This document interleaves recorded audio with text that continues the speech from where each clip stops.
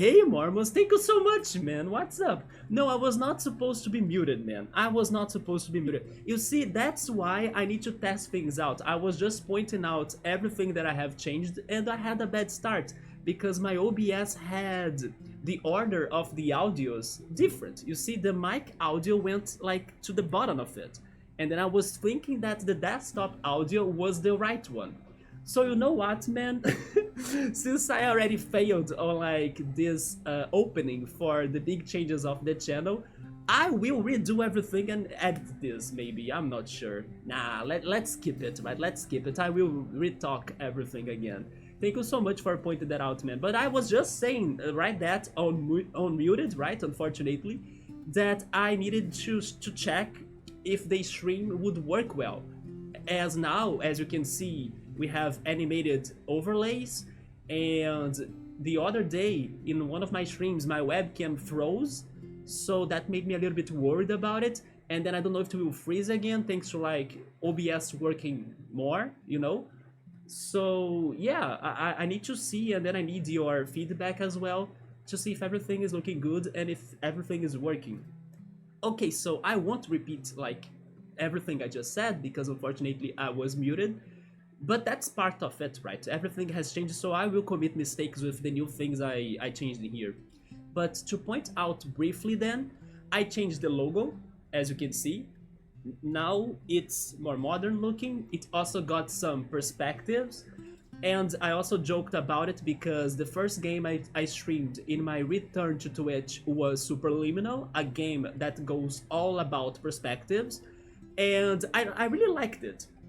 Superliminal, of course, did inspire me to come up with that. Not only that though, because I also wanted something that could contrast the Urn and Riot as they are opposite, and if they are pointing on different directions, then it's a very good way to show that idea, right? And another slight change that maybe you might not notice it is that the fire location has changed a little bit, because now it's looking more like a torch with the T, right?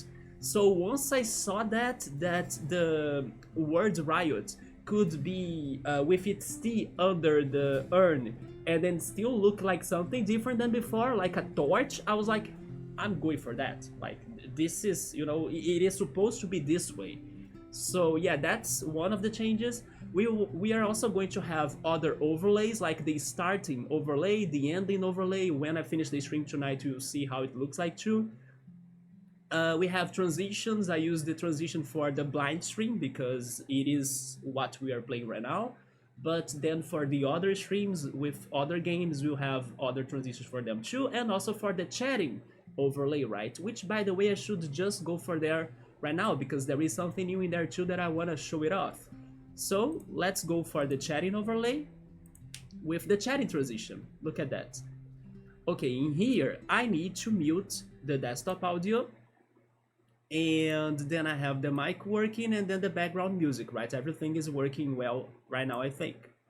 So yeah, regarding here on the chatting overlay, the change I have done was regarding the creation of the new link, right? The new mascot of the channel, which is like the chat link or the host link.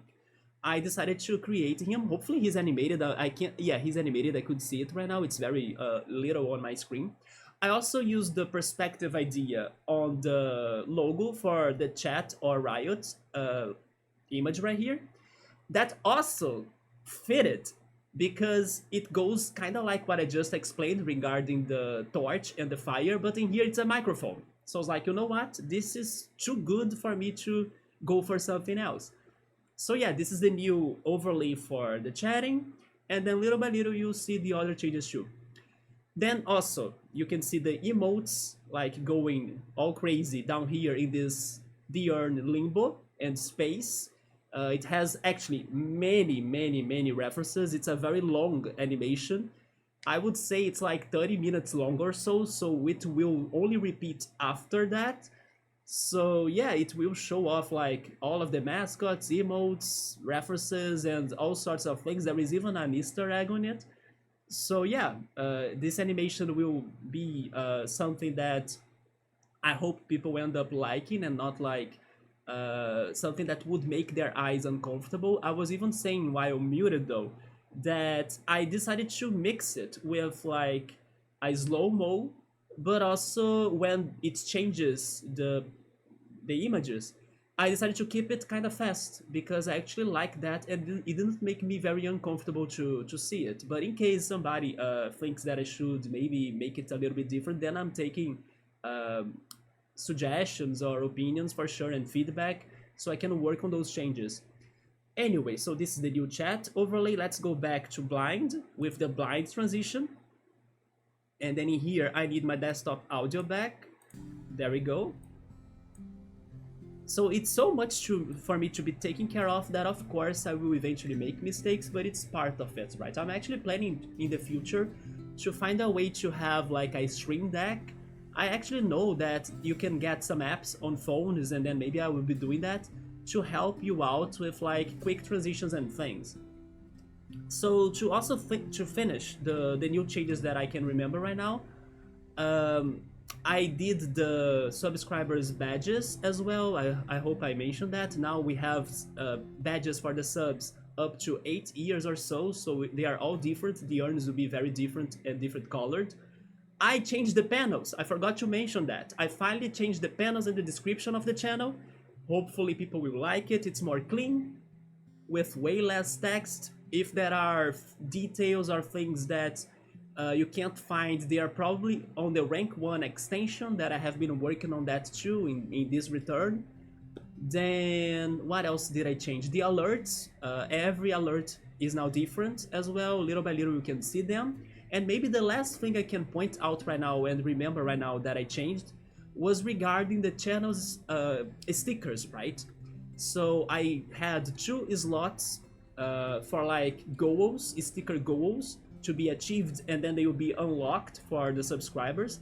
So yes, I had 2 of those slots, and then I worked on new stickers for them. So those that like to use stickers, they will be able to little by little get to their goals and then unlock them as they will become free for the subs to be using.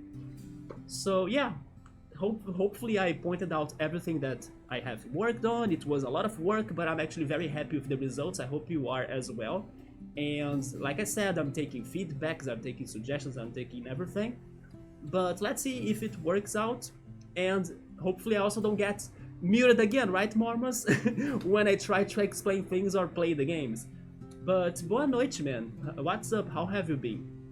I gotta say it though, that even though I'm very excited for the changes and by like almost finishing everything that I had to do, that's why I'm actually going for the reveal of everything tonight. Although there are one or another thing left to be done, but it's simple. For example, I haven't worked on the new thumbnails for the VODs on YouTube and on Twitch, but also because I decided to keep the current one up to the end of Cassette Beasts. So then on the next playthrough we start in the future, then I change it to something new, right? So yeah, but that's going to be simple too. I think I won't go for anything very crazy on the thumbnails. But yeah, most things are done, thank goodness. Maybe now I can finally rest a little bit. But I was going to say that even though I'm excited for the changes, I gotta say that I didn't have a very good week. Because once again, anxiety has been kinda, you know, coming and going and cycling in my life in the past month or so. And then it's kinda getting to my neck. But it's not too bad, it's better than previous weeks. And thankfully I was able to sleep as well. But it's just uncomfortable, it's just annoying. Thankfully today on the Pilates class, the teacher helped me to do some exercises to relax it. But yeah, anxiety kinda sucks because it kinda makes this region of my body, the neck, right? Also the shoulders, but the shoulders are a little bit better right now. But my neck is like, you know, super bad. But anyway, besides that, I hope we can have a good time tonight. And let's go to Cassette Beasts finally. And I don't remember much of what we have done in there, but I do remember that we got Meredith's as a party member, or Meredith's help, because she became a party member. And then we went to the Falldown Mall with her, and we fought another Archangel in there. But even before that, I also found another Archangel in Alton Hills. So we did 2 Archangels last stream, that's what I remember. And then we bonded with Meredith too, which was surprising because she did it faster than freaking Eugene, right? Eugene has been with us like since day 2 of this game. We have met him like in day 1, but he joined us in day 2, and it's still not a single heart of bonding. Who knows, maybe today is the day, we will see, right? But yeah, and then my plan tonight is to start exploring the west area, the western area to Harbor Town, because I believe there are some things in there, maybe the marshes, maybe a farm as well that I remember they were talking about. And we'll see how that goes. Hopefully we can find more captains, more Landkeepers Association hideouts, and also more arcades to go. We still gotta find 4 more. But Marmos, I still can't believe, man. I was muted, right? Yeah, I just noticed right now that the freaking audio levels on my OBS have changed a lot. Yeah, like, because of the animations. Each animation has an audio level right now, and then they were kind of blending in here, you know?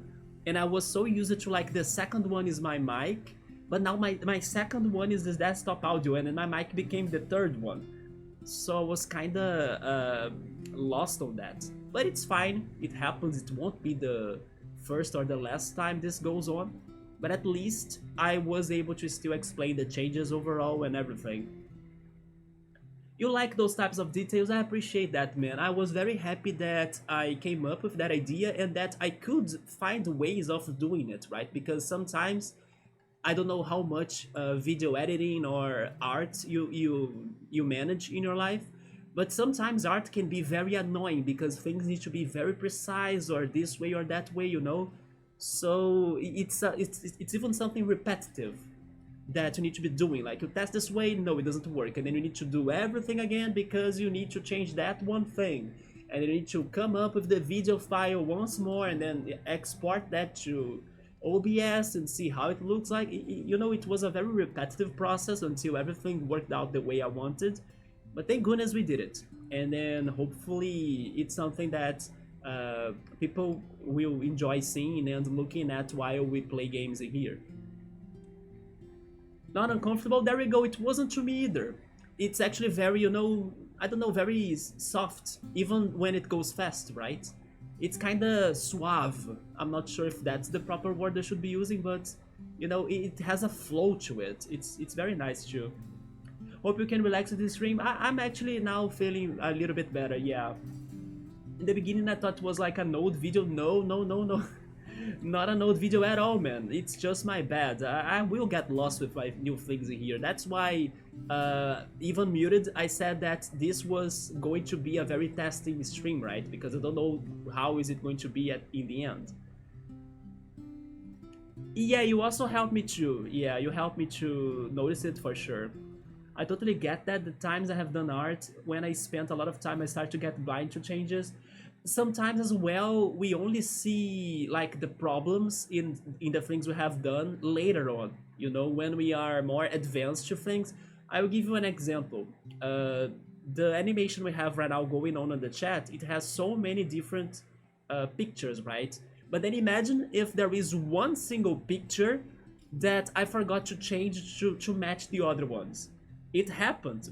It happened. So I was like, oh no, only now I saw that this one picture didn't match the others. So then I had to go back there, find it, change it to match the others because I forgot to change it or didn't see it. And then, you know, all of that. But overall, I think it's now ready and it's looking good too. Anyway, let's go to the game, shall we? Because we also have a limited time to play this. I didn't stream much this week thanks to like feeling more anxious and also being busy. But as well, working on the channel things because I wanted to finally reveal everything. Even though I was spoiling some details already, I was like, you know what, I gotta finish this so I can go for it already. Especially because I was kind of close to finish it. I was just missing the channel alerts and one or another tiny thing, you know, like the stickers I also did, the subscribers badges. But yeah, like I was saying, we got Meredith as a party member now. She had a TV monster or beast that I don't remember their name right now. I actually should remember my monsters. We have Rentasm. That's her beast. How is it called again? It's Tally something, isn't it? Bestiary. Kid Tally. Yeah, Kid Tally. Then we got Jormungand. Then Riptera. This is Mothmanic, and the evolution of Divil, which we also could finally start swimming, right? That has been allowing us to reach new areas. This evolution was Walrus. How is it called again? Let me check. It was Walrus something. Oh yeah, it's Scaborus. There we go. Yeah. That we could consider switching him into somebody else to see another evolution, but let's keep him with us maybe for a little bit more. Would you say that this game is similar to Persona? I would say that it gets, I don't know, a little bit of Persona ideas. For example, this bonding situation, right? Do you actually like Persona games that much, Moms? Because I love Persona games, right? I even have the Persona cards right here. But I think it's not necessarily like Persona, no. It has weaknesses and advantages, but then so does Pokemon, right? And some other turn-based RPG games. The closest thing to Persona here is maybe the fusion as well, because in Persona you can fuse the personas. Although the fusions in Persona, they don't necessarily will be, you know, looking like what you used as materials. In here, no, they will look, the result will look like the materials you used. Yeah, it's the bonding, but even the bonding is weird because it's not working like the way I was expecting to work. I still gotta figure out how to necessarily bond with them per se, because I think that these characters, each one of them will have their own side questing. For example, Eugene's side quest, I have been working on that and still no bonding. I don't know, Persona is a little bit different in my opinion. It has a different vibe as well. I never played them, they are fantastic, man, they are fantastic. But I would love to, they look really interesting. I do hope you play them, especially if you are a Pokemon fan or an RPG fan, right? Have you played many other RPG games? Do you have some favorite ones, for example? But yeah, they are also very stylish. They are long games, I gotta tell you that, so it's better for people that have the time to invest on them. Especially to side quest, because side quest is really worth, and it's such a rich game to side quest as well, so many things to do. I don't know how much you know about it, but in Persona games, you live the life of the protagonist for one whole year in the game. So basically, you'll be making choices for the protagonist's day, right, or year, like until the end of the time, right? So everything you decide to do with like your time in the game matters. So everybody will kind of have a different experience of the game thanks to the order of things they decided to do, or you know, it is a game that opens up a lot regarding the experience every person will have. Like some people will prefer hanging out with this friend, other people will prefer hanging out with the other friend, because you need to really manage your time in the game. Maybe in the end, most stories will be seen by everybody, or at least the ones that are interested to, you know, at least give their best to try getting to the end of the side plots and everything. But still, it's a different experience because it has so many choices daily for you to be making, and it is worth investing in that. Instead of like skipping everything you could be doing just to go to the bosses and that's it, you know? No, it is very worth making good decisions and thinking carefully how you're going to spend your time in that game. Because I also know some people are more impatient and they don't like to play long games because either they don't have time for them, right? But also because like they prefer games with more action, or games that are fast-paced. And the Persona games, they have a lot of text, like, but it's good text. It's not like shitty text, you know. It helps a lot to build the environment of those games. And if you are a person that don't mind reading a lot or checking out text, then it is something that's going to be good for you. It has a lot of visual novel inspirations in there too, right? Yeah, it's like a mix of RPG, visual novel, and social sim, right? Yeah, social sim or social simulator. So I have played very few games because of your PC. The only RPG you can think of is Pokemon. Regarding your PC, maybe you could try playing the PlayStation 2 games or the Persona games, like the original Persona 3 and maybe the Persona 4. I would recommend you start with Persona 4 because, in my opinion, it is more friendly towards like new players, while Persona 3 can be a little harder and more challenging because it is a hard game. I mean, you also have the difficulty options always for you to like change in the games, in all of them, to like decide which level of difficulty you want to go through. But still, I think Persona 3 can be harder to, learn the mechanics and get used to it than Persona 4.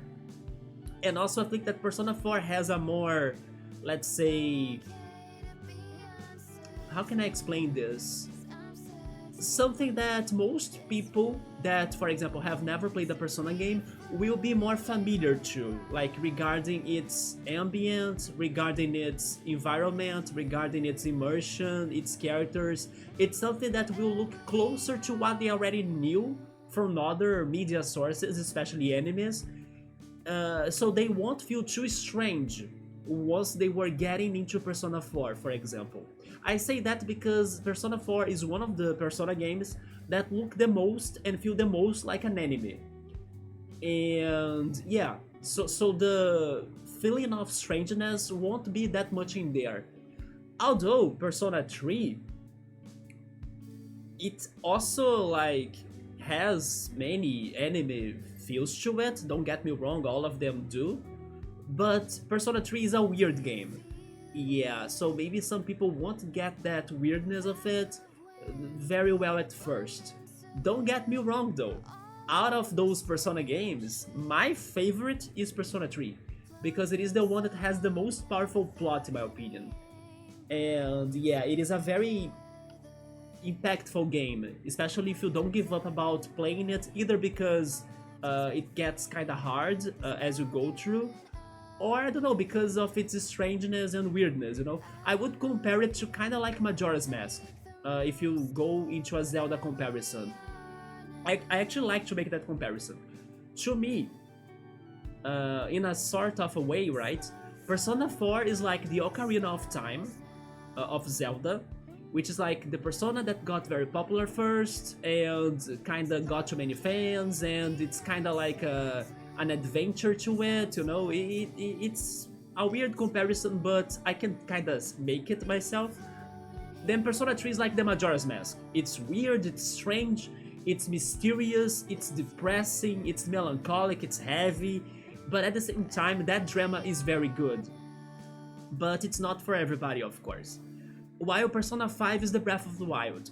Yeah, Persona 5 opened up a lot of things, it got so many mechanics, it looks beautiful, it's so open, so many details, it's so flashy and fresh and unique and stylish, but still, although I gotta say it, the DLC of Persona 5 made me like it way more after I played that. Yeah, the DLC, the Royal version, the extra content of Persona 5 made the game much better in my opinion.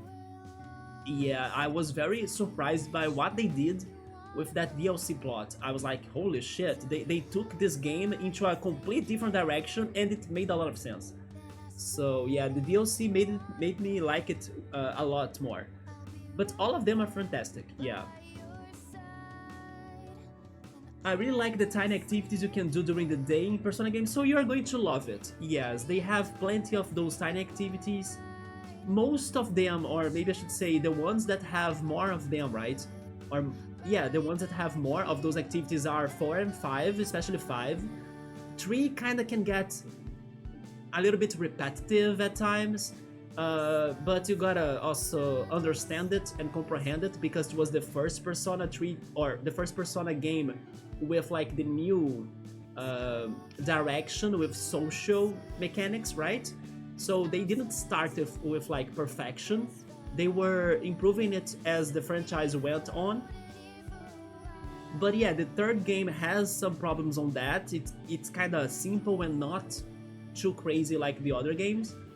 But yeah, Persona 4 and 5 will give you lots of different activities to do with the characters for sure. Like to go to a cafe or to a baseball alley. Maybe you should start with 5 then. Yeah, 5 has tons and tons and tons of options of that. You love long games? I like long games too, yeah. When I like something, I love to have a lot of content of it. Yes, me too. I like to feel immersed to that one game for, you know, a good amount of time. Not only because I feel like that my money was worth into buying that game, so it's kind of like giving me a lot of content, you know, a lot of content back, but especially because it feels like a very rich story to be finding and figuring out everything that the programmers, the developers, the creators of the game, they were thinking of when coming up with it. So yeah, I really like long games. But more than that, I think my thing is actually that I like games with lots of side quests. Not every game with lots of side quests needs to be long. So that's my point in here. But normally long games will have lots of side quests.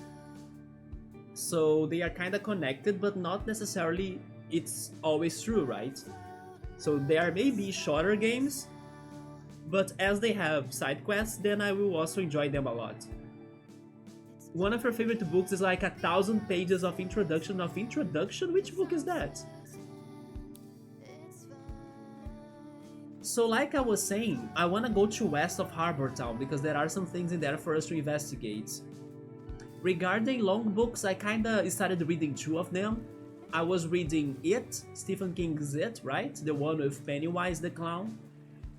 And I was reading the 3rd book of Game of Thrones. I don't remember how it's called in English, but it's the 3rd one. I got to half of them, and suddenly I kinda stopped reading that much. I need to go back to them actually, it's on my plans. Especially because they were going very well, like I was enjoying their stories a lot. Especially the Game of Thrones book. But unfortunately I'm disorganized. I'm kinda like focusing on, you know, just playing games, watching YouTube, or playing Pokemon Go. Yeah, I need to reorganize myself again. Not only to do that, to read, but also to watch animes, to watch more series and everything. It's called The Way of Kings by Brandon Anderson. He's your favorite author? I haven't heard of that. Let me Google it very quickly. Is it like a fantasy book? It sounds like fantasy, right? The Way of Kings?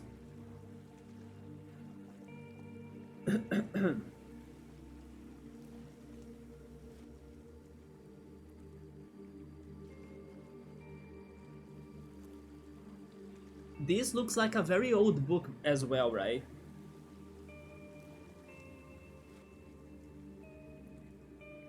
Yeah, it is like fantasy and also a romance. It is very highly rated, right? Yeah, it has lots of big scores. Interesting. Yeah, this looks like a very good book. It's funny how I think I have never heard of it. How many volumes are there? Because I saw the first volume, but I'm not sure how many are there. Oh, it's Brandon Sanderson? That's okay. It's high fantasy. What differs it from regular fantasy? Just because it is extra fantasy? I don't know.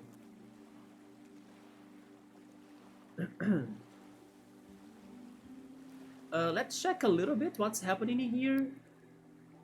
Oh, I actually got off, right? Off the map.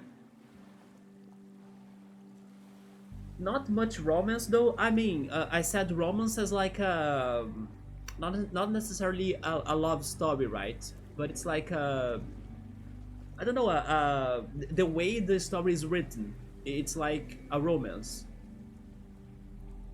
He rarely writes romances on his books. Yeah, but I didn't mean necessarily that. I just meant that as it is a story told a certain way, it is a romance story, not like a poetry book, you know? So there are four right now. Are all of them 1,000 pages long? Five, it's gonna get published on December. You're probably pre-ordering that for sure, right? And it's meant to be 10?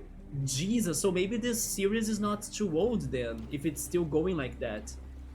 It's just because the front cover of it looked to me a lot like some very old collections of books, you know, like from, I don't know, um, how is the author's name now? I forgot it, but let me Google it again. There is this one book that I got once as a gift from a friend. It was an old book bought from an old bookstore, right? It looks a lot like this one. Oh yeah, Isaac Asimov, right? Isaac Asimov.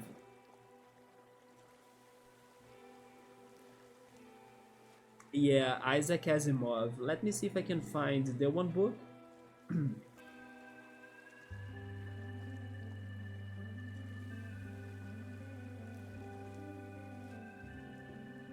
Yeah, look at that. It reminds me of this one. Let's go to the full cam uh, overlay. You know that my webcam, it doesn't have a good focus, right? But I will try to show you what I meant by the book looking a lot like the one I know. Yeah, look at that. It reminds me that style of old books, you see? This book right here by Isaac Asimov is called A Choice of Catastrophes, and I got it as a gift. And it is like a non-fiction book, right? He is a somewhat fiction writer, but this book of his is not fiction. And it kind of goes on every possible way Earth could be destroyed. So in that way, it's kind of, you know, depressing to read it, but at the same time it is very interesting on how many dangers we are exposed, both inside of Earth itself but also outside of Earth, right? So it goes on like scales into like humans destroying the Earth, weather and climate changes destroying the Earth, pollution, or like meteors, and then dark holes and stuff. It goes on all that, and then that's why it's called choice of catastrophes, right? Because it goes into like many possible disasters that could be happening. It feels a lot like SimCity 3000 or any SimCity game that everything can happen to your city too, right? It's kind of like that vibe. Let me go back there. There we go.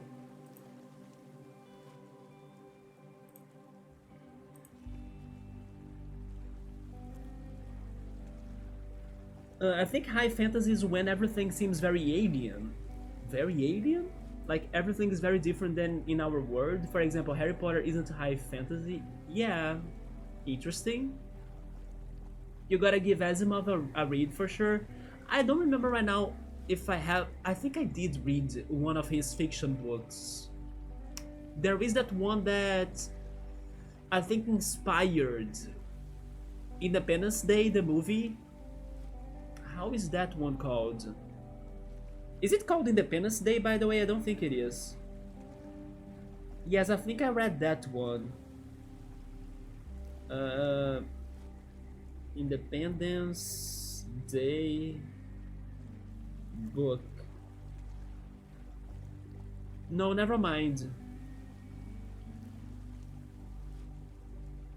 Wait.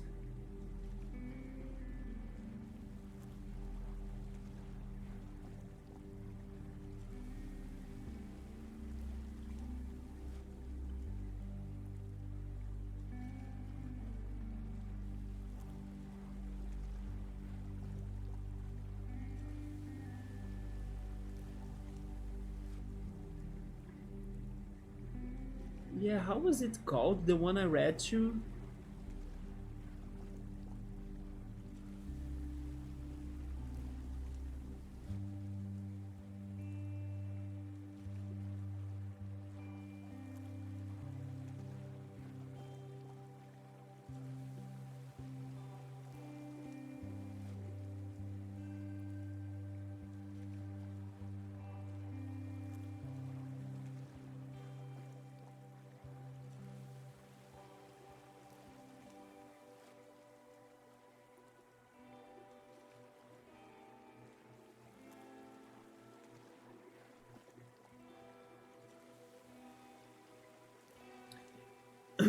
I think it was this one, The End of Eternity.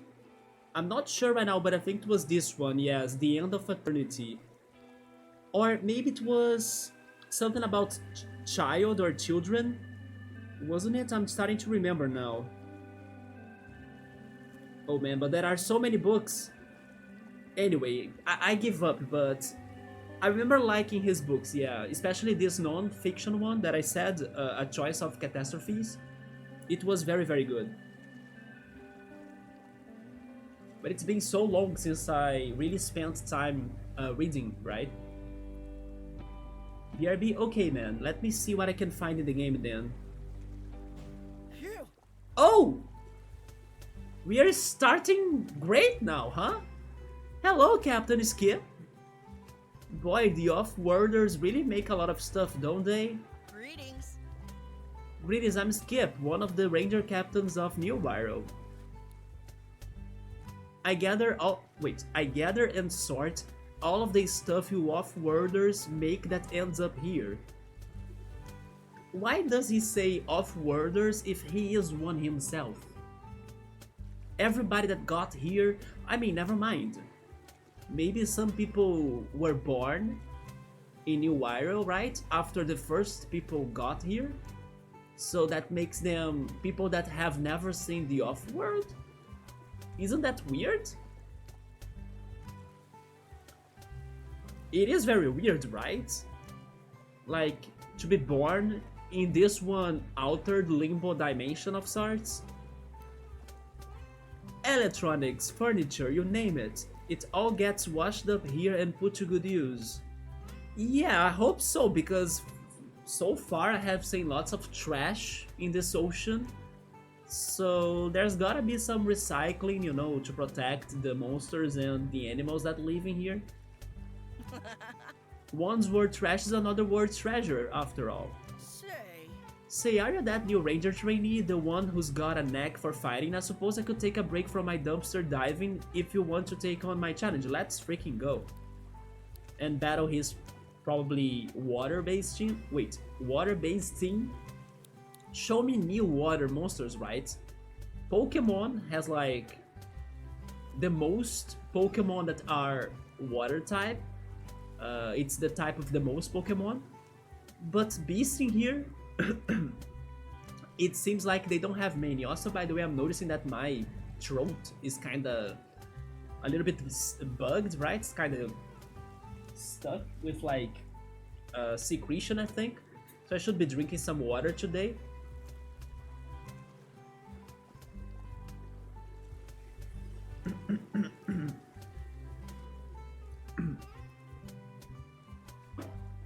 There we go, that helps. Let's go, let's fight Skip. Wonderful. I don't remember how many we have fought, but I guess this is the 7th? That's my guess. Wonderful, try to have fun and don't get too disappointed when I beat you. Meredith, now it's your captain debut. You helped me a lot against the Archangels, but what can you do to help me on this one, Captain? We can fuse, right? We got bonded. So fusion is an option. The questionable treasure seeker. The Bee Invaders are not water-based, what the hell? But sure, we are going against Metal then. So, Rantasm is not good. I lied, that didn't help, right? It's back already. Let's see, Metal. electric, right? And then Meredith's partner is electric. Let's go for double smack. Conductivity will help us in here for sure.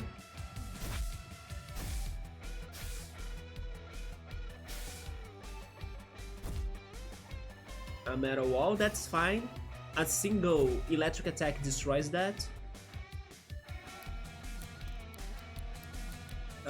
I think I'll go for echolocation. Oh, I don't need to because I already have multi-target. Perfect. So in that case, let's go lightning bolts. And then double smack again.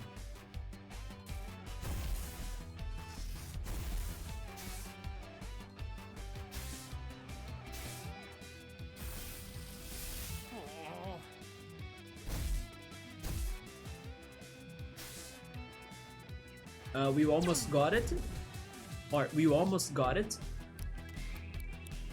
Then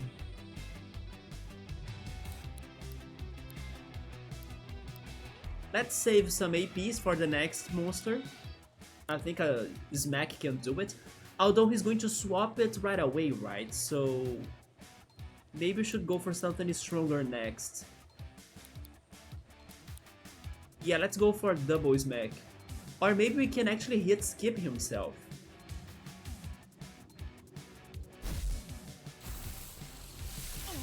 Yeah, we are probably... Yeah, we are hitting him. But not enough to kill him. You're doing well. You're doing well so far. No promises to keep going easy on you though. So far, you're not a threat. Oh, that's the evolution of Bean Vader? And he was not water at all. He was all trash based. Now it's a plastic type. Plastic insulates electric. So I'm under a disadvantage here. I'm going to do 2 switches, right?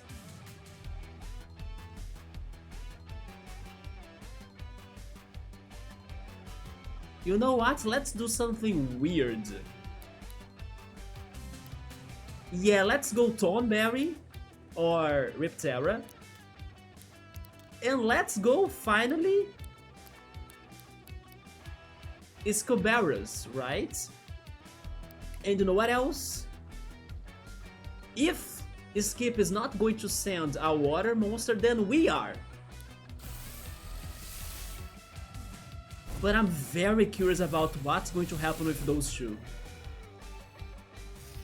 I think it's going to look ridiculous, but it's time. Get them lyrics to this track. Earn and Meredith's hearts act as one. Rip Boris! Oh my god, what the hell, the freaking helmet is destroyed, it's half there. Professor Layton, you're looking so different on this new DLC, right? Jesus. Yeah, we have plenty attacks now. But we are dealing with not metal, plastic. Fire was good against plastic, but I don't have fire right now. I will go with Beast, because Beast is always good, right? Invitation. Oh, another one? Okay. He called for a friend. His friend is what? I can't attack him? Okay.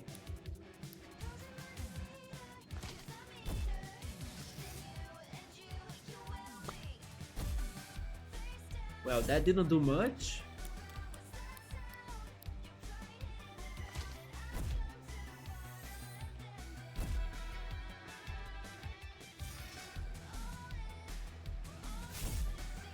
I have multi-targeting attacks, right? Or maybe I should say multi-hitting attacks. Because I need that to destroy the wall. Yeah, this one for example.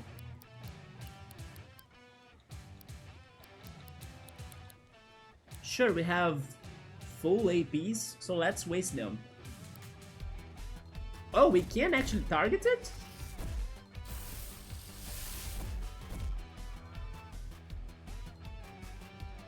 corroded. Water type attacks corrode or cause to rust metal type targets, which makes them brittle. I should have thought on that, right? That's the problem of not using our skull barrels that much.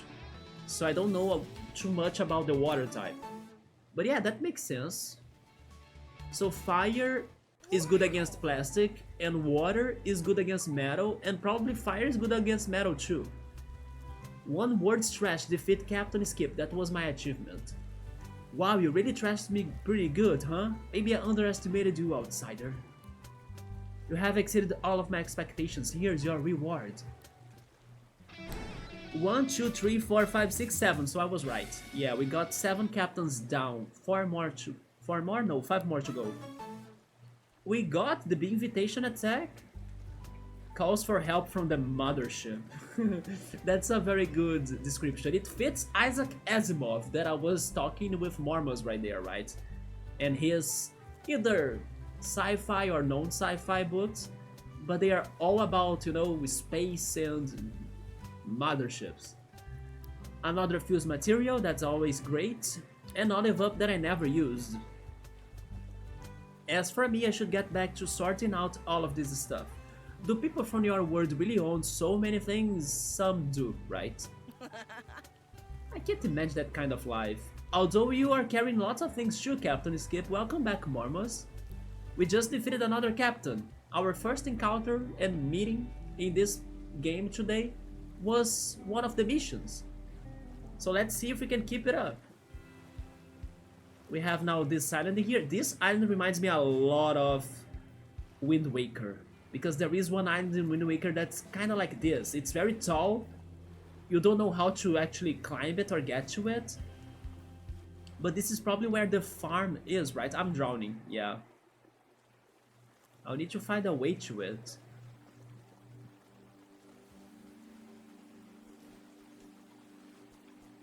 But then, Marmos, what have you been reading right now? Because you pointed out your favorite writer. Were you reading it? The Way of Kings? No, you were just saying that it's one of your favorite books, right? By the way, my favorite writer, even though it's been a while since I last read him, is Haruki Murakami. It's a Japanese writer. Yeah, that guy. I actually think he's going to write another book this year. He is going to have a new release soon.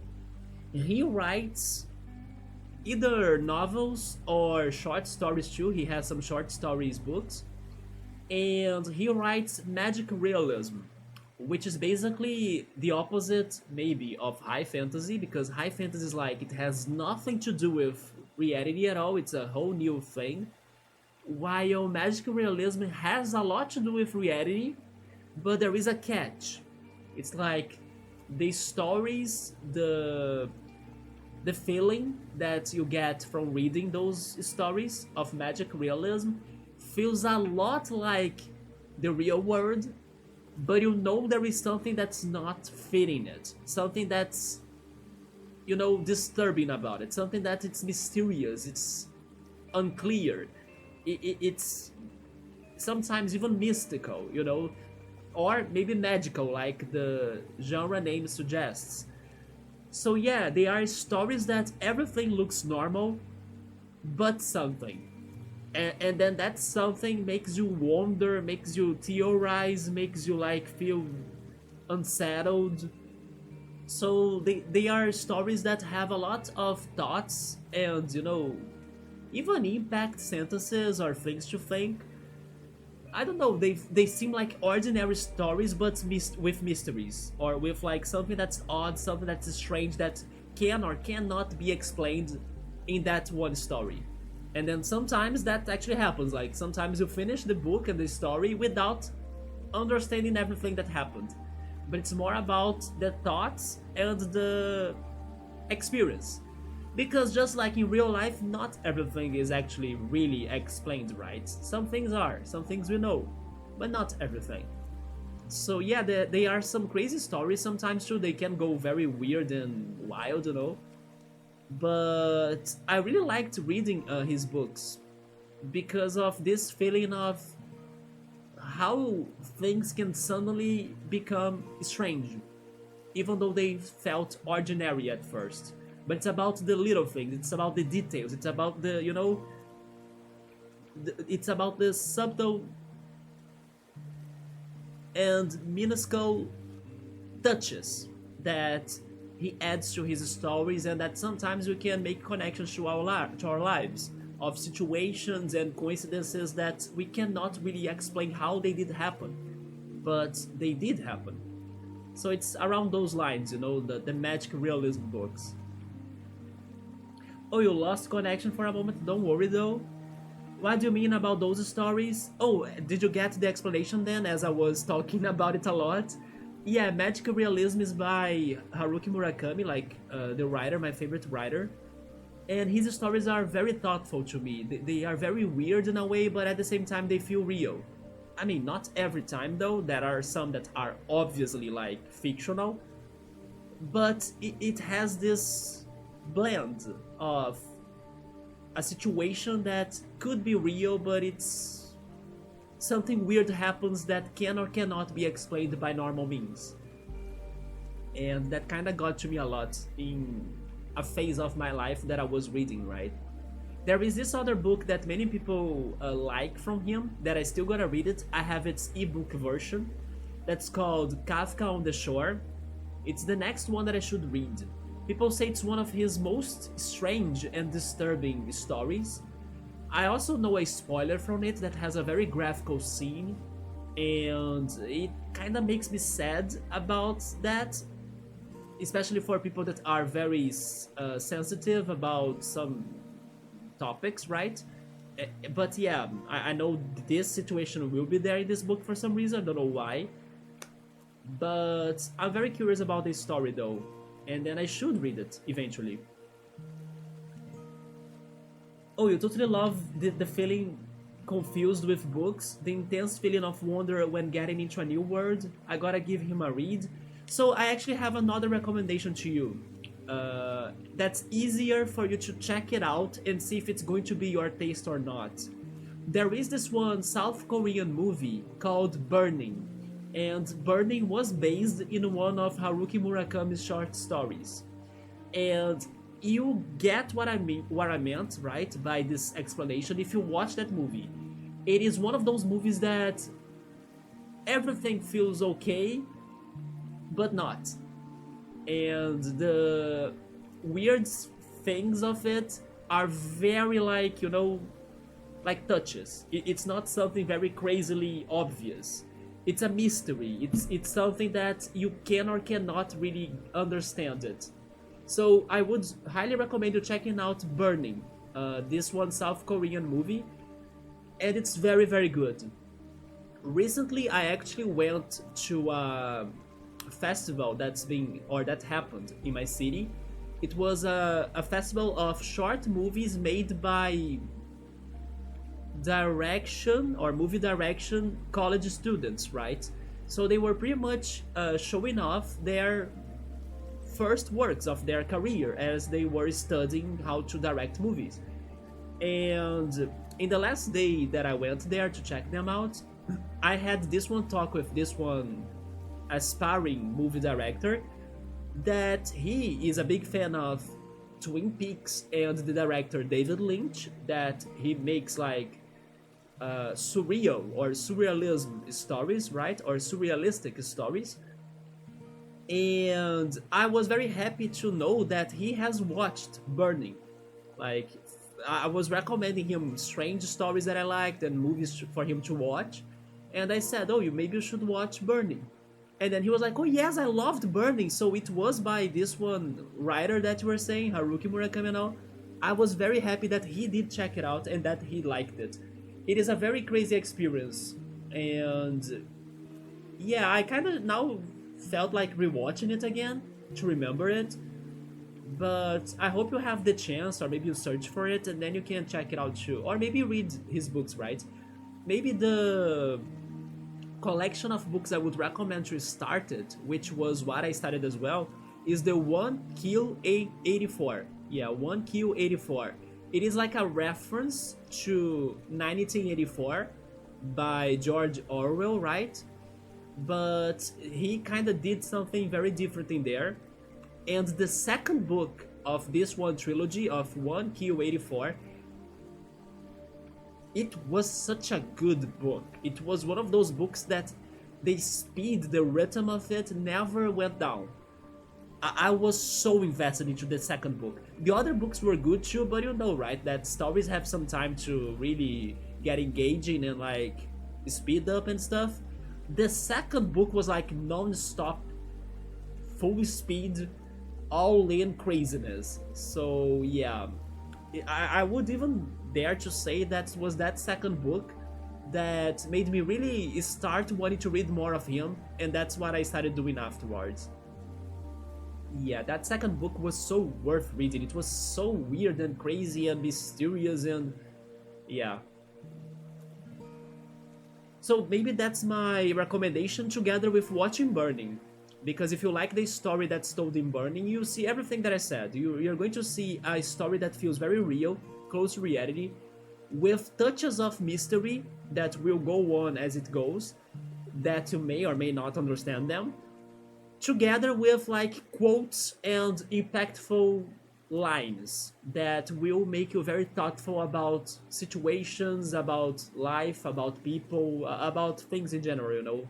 It is a very it's a very good movie to like get to some reflections yourself. You're going to give it a watch, I hope so. Yes, and then let me know what you think about it. If you like that movie, you're probably going to like the not maybe not everything, right? Because there are stories and stories, books and books, but you are going to have better chances of enjoying at least some of his works. Do you think I should read 1984 before 1Q84? Not necessarily, because the reference is very vague or very minimal. It's like minor, right? It's not like a very big deal. I actually took long to get to the reference he was doing, but it's funny how he goes on something like, how can I say this? Do you know at least anything about 1984? Do you know what it is about and its like legacy and everything? Because it is a very popular and famous book, right? But you wouldn't miss the details. It's just a minor connection, but it's not important at all. It's just a funny thing. So you know the general plot, that's about the big brother, right? That watches us all and everything. So basically, let's just say that 1Q84 goes on the not really the opposite direction as like, not like a big brother, but instead of like going on something about a big brother, it goes on something more like a small brother. So the only connection I could see between the two stories was that. Yeah, that there is a situation in the book that is described as like a small brother or something around those lines instead of a big brother. But it's not even related to what it does in 1984, yeah. But then for you to know, and also, I gotta be honest, I should maybe recheck it again so I could remember exactly what was the small or little brother again, or you know, that idea. I remember it was there, but it's been so long that I kind of forgot it. But yeah, for you to know what's happening in there, you gotta read it, yeah. Which, by the way, maybe you should also check 1984 too, right? Or maybe not. I don't know. It is a very popular book for sure. But if you know the plot of it, maybe you won't be very surprised by it, right? Oh, this is the lake? And then they have a gate in here? And a magic crab puzzle. Wait, haven't I solved this before? I think I have. This was where I got my first Divio, right?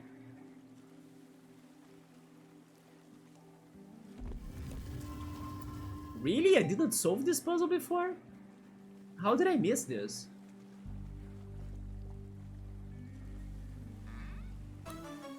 We got plant resistance, and then pulp and basic tapes. Have you considered doing book clubs on this channel? Not really, man. That's actually a very funny idea. Do you join or have you joined a book club before? There was this phase of my life that I used to go to book meetings and get some souvenirs from the publishers, right? They were talking about their new releases and then giving us pens and echo bags and all sorts of stickers and things.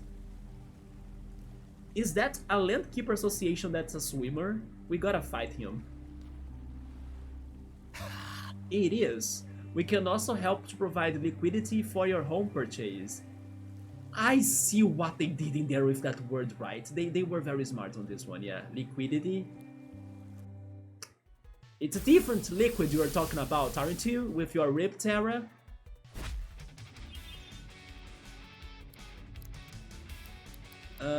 He's a water Rip Terra though, huh? Let's go with Shooting Star. And Smack. But yeah, I never really thought about that. I think it would be easier to me, to be honest, if we had a movie club. Yeah. Or maybe even an anime club, because I love animes. And I'm always talking about them too. But a book club, that's something I never thought. If I know Chainsaw Man, of course I do. Yeah, I have watched the first season of it. There's a streamer you like that does weekly book clubs every Tuesday when a new chapter releases. So it's like a manga club then, right? Regarding Chainsaw Man, what do you think about it? Maybe I wanna listen to your opinion before telling you mine, right? I mean, I'm guessing you are talking about the manga Chainsaw Man. You're not talking about some sort of crazy horror, you know, the massacre of Chainsaw or something? That's not what we're talking, right? Because maybe there are books on that too, I don't know. I'm thinking, yeah, animes, right? I think you can twist the concept of a book club to movies or animes to fit what you like.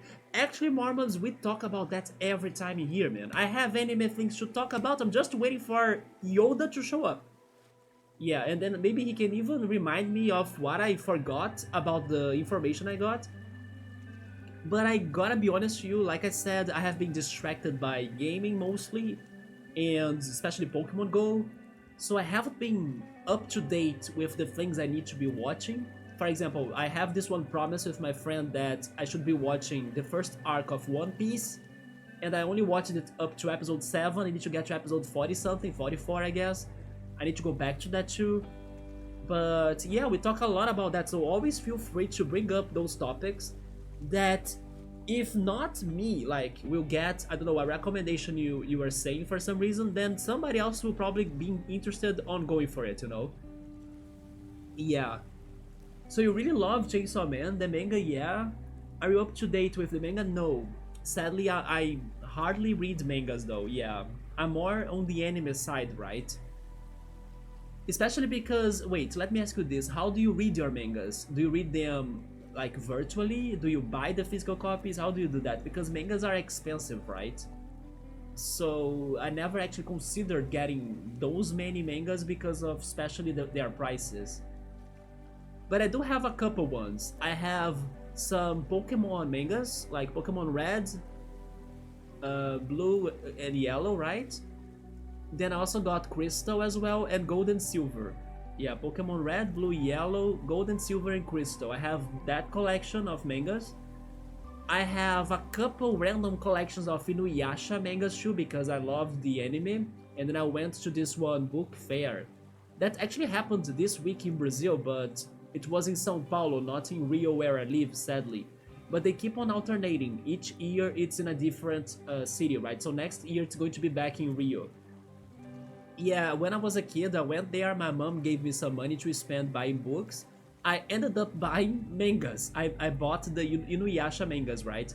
And I have one or another Saint Seiya. By the way, do you like Saint Seiya? Because as a Latin American, you may know Saint Seiya, right? It's big in Brazil and then in Mexico and then I guess in other Latin American countries, but it's not as huge in like the US or in Canada or in Europe. But yeah, Saint Seiya is like my childhood. I bought 2 editions or volumes of the Lost Canvas season, which is amazing, and of course I bought the ones that were about my gold scent, which was the Aquarius one, as I'm Aquarius. And I also have one volume of this one, but then I'm not sure if it's not a manga, it's more like a book, right? But there is an anime of it, or at least an animation. I never thought about it as not being an anime, but I have this one volume of Del Toro Quest as well, which was this one anime or animation that I really enjoyed watching back in the day too. It's an adventure story. It's kind of simple, but it's entertaining, you know. And once I found like one volume of it randomly browsing a book stand in the downtown of Rio, I was like, oh, are you kidding me? Okay, I will get this, and then I bought it. It's funny how I never actually opened it and read it, but because I did watch the animation of Del Toro Quest, and now I actually remembered how much I loved the first opening of it. It's such a beautiful opening. I like the vibes of it. It feels so fresh, you know. If I could describe how the first opening of Del Toro Quest feels to me, it's like somebody sprayed fresh water on your face in a hot day. That's how refreshing that song, that opening, the colors of it, the animation of it, they go to me in the first opening. Highly recommend checking that out if you're curious. Yeah, Del Toro Quest.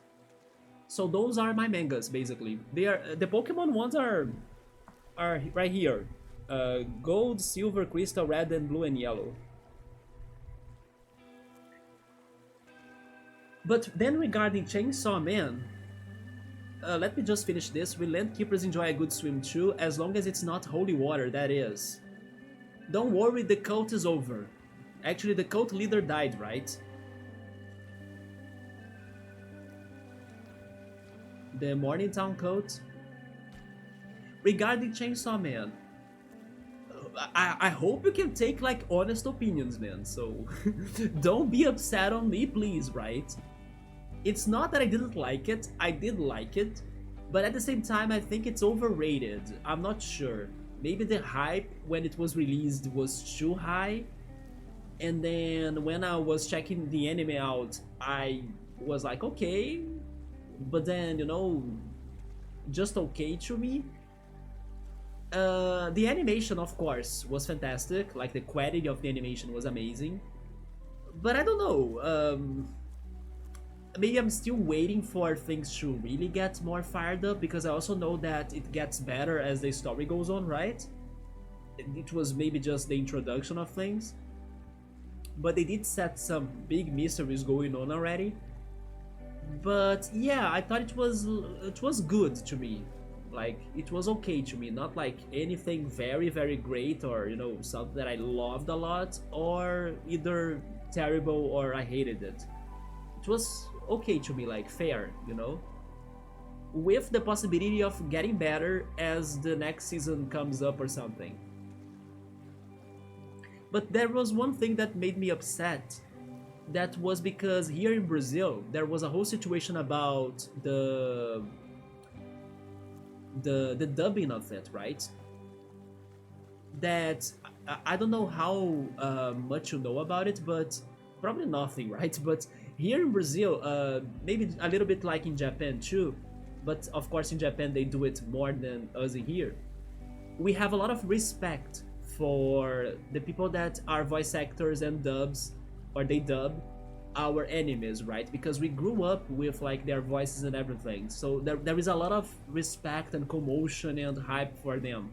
But sadly, the one voice actor, and it was not even his fault, I would say, the one voice actor that dubbed one very important character, it was the time something, I don't remember him anymore, but it's this one character in the show, in the very late episodes, that meets with the main character, and he kind of tells him a little bit about the future of him, right? And then he has a very powerful line that everybody was hyped to see it in the animation and to hear it in the original words of the manga, but it's kind of it's kind of like a how is the word?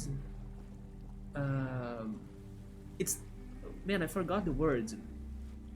It's not like a curse, right? It's like a bad word, like a inappropriate word, right? I forgot how to say that in English right now. And then they changed the translation of that. So people were very upset in here because they blamed the voice actor for doing it. He just did his job.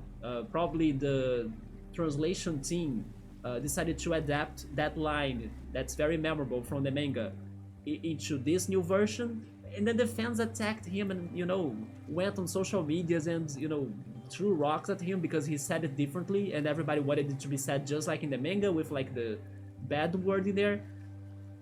So yeah, people were overreacting too much. The fans were too aggressive towards something that made me a little bit disappointed or upset too. And then this voice actor gave up on working with that character. So there was also that, thanks to the online attacks, right, he got. I have heard that Netflix is going to launch another version of One Piece. I'm not sure if it was a Netflix adaptation, but yes, there is going to be a summarized, faster-paced One Piece version, I think. A remake, pretty much, right?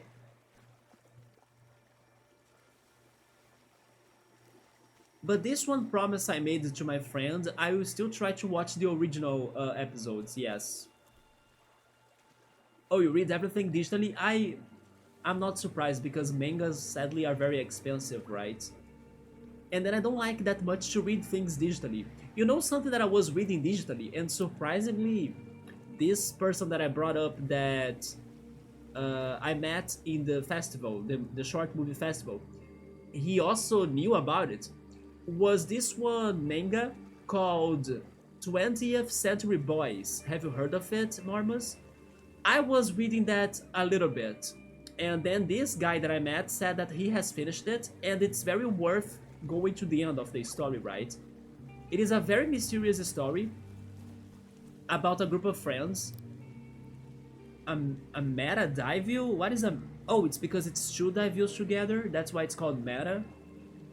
Level 40 though. No, I'm not having this fight. Have I talked to you?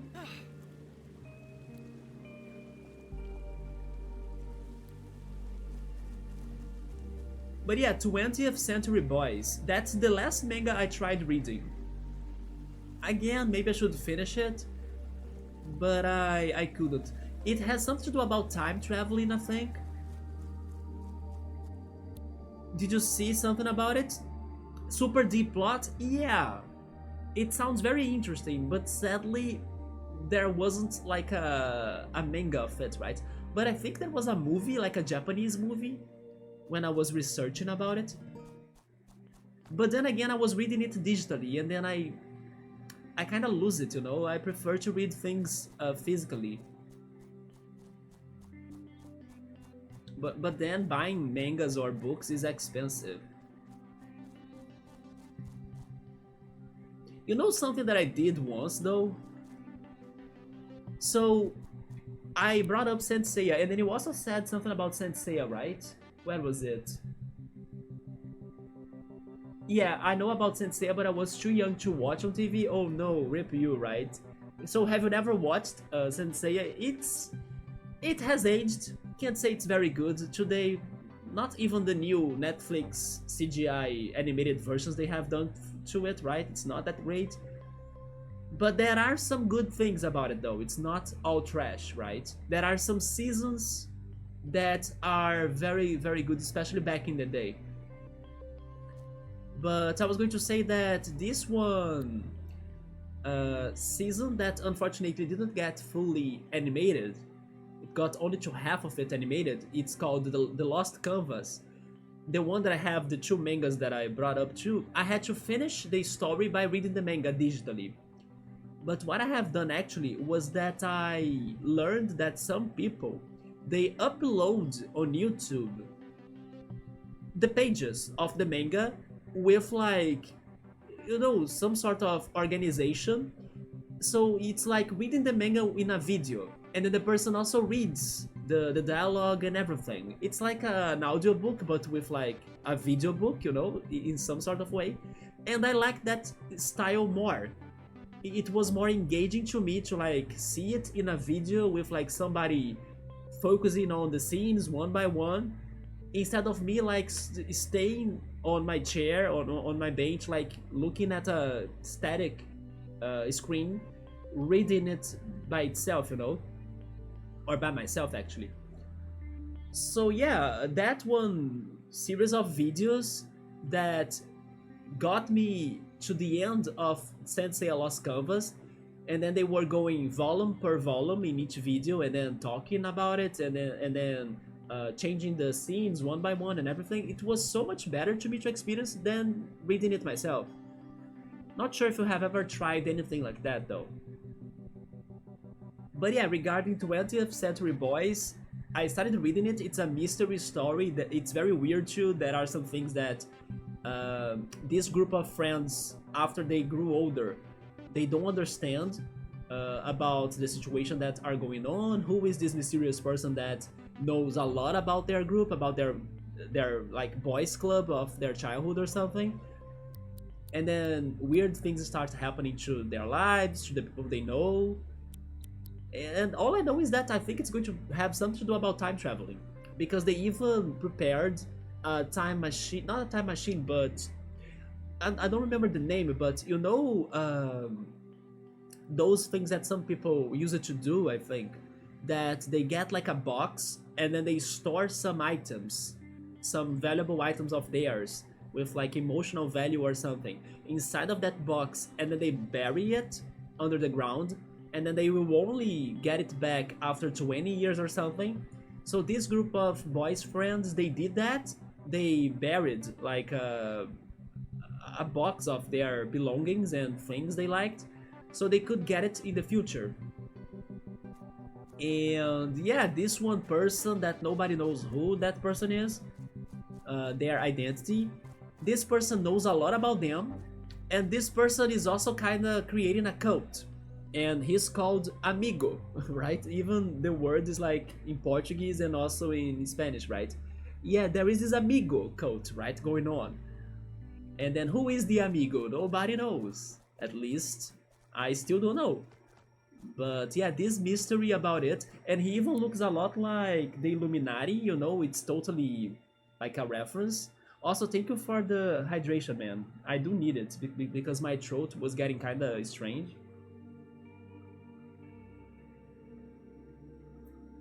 I think you got used to it because of university, yeah, right? Today, probably most works for you to study are digital and articles, right?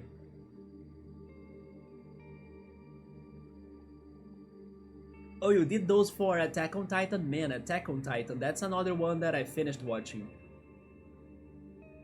One of these days I was talking to Yoda, and I was telling him that there are some rumors of a possible Attack on Titan continuation. I mean, not really a continuation, but like another season of it.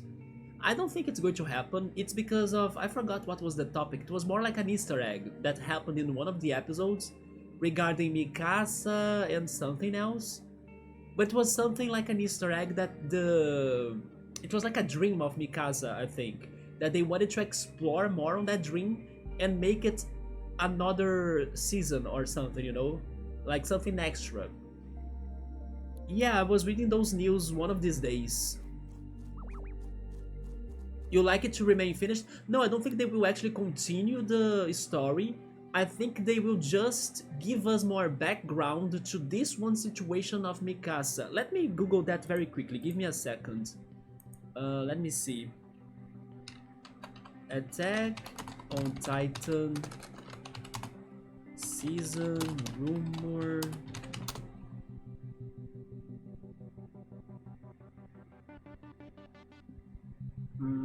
I'm not seeing it.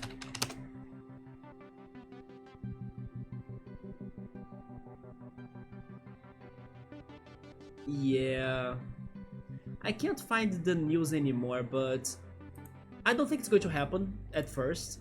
and then it was something extra. It's not going to be fully like a continuation, right? It's just a background to an Easter egg they had in the show or the story that they wanted to develop more for some reason.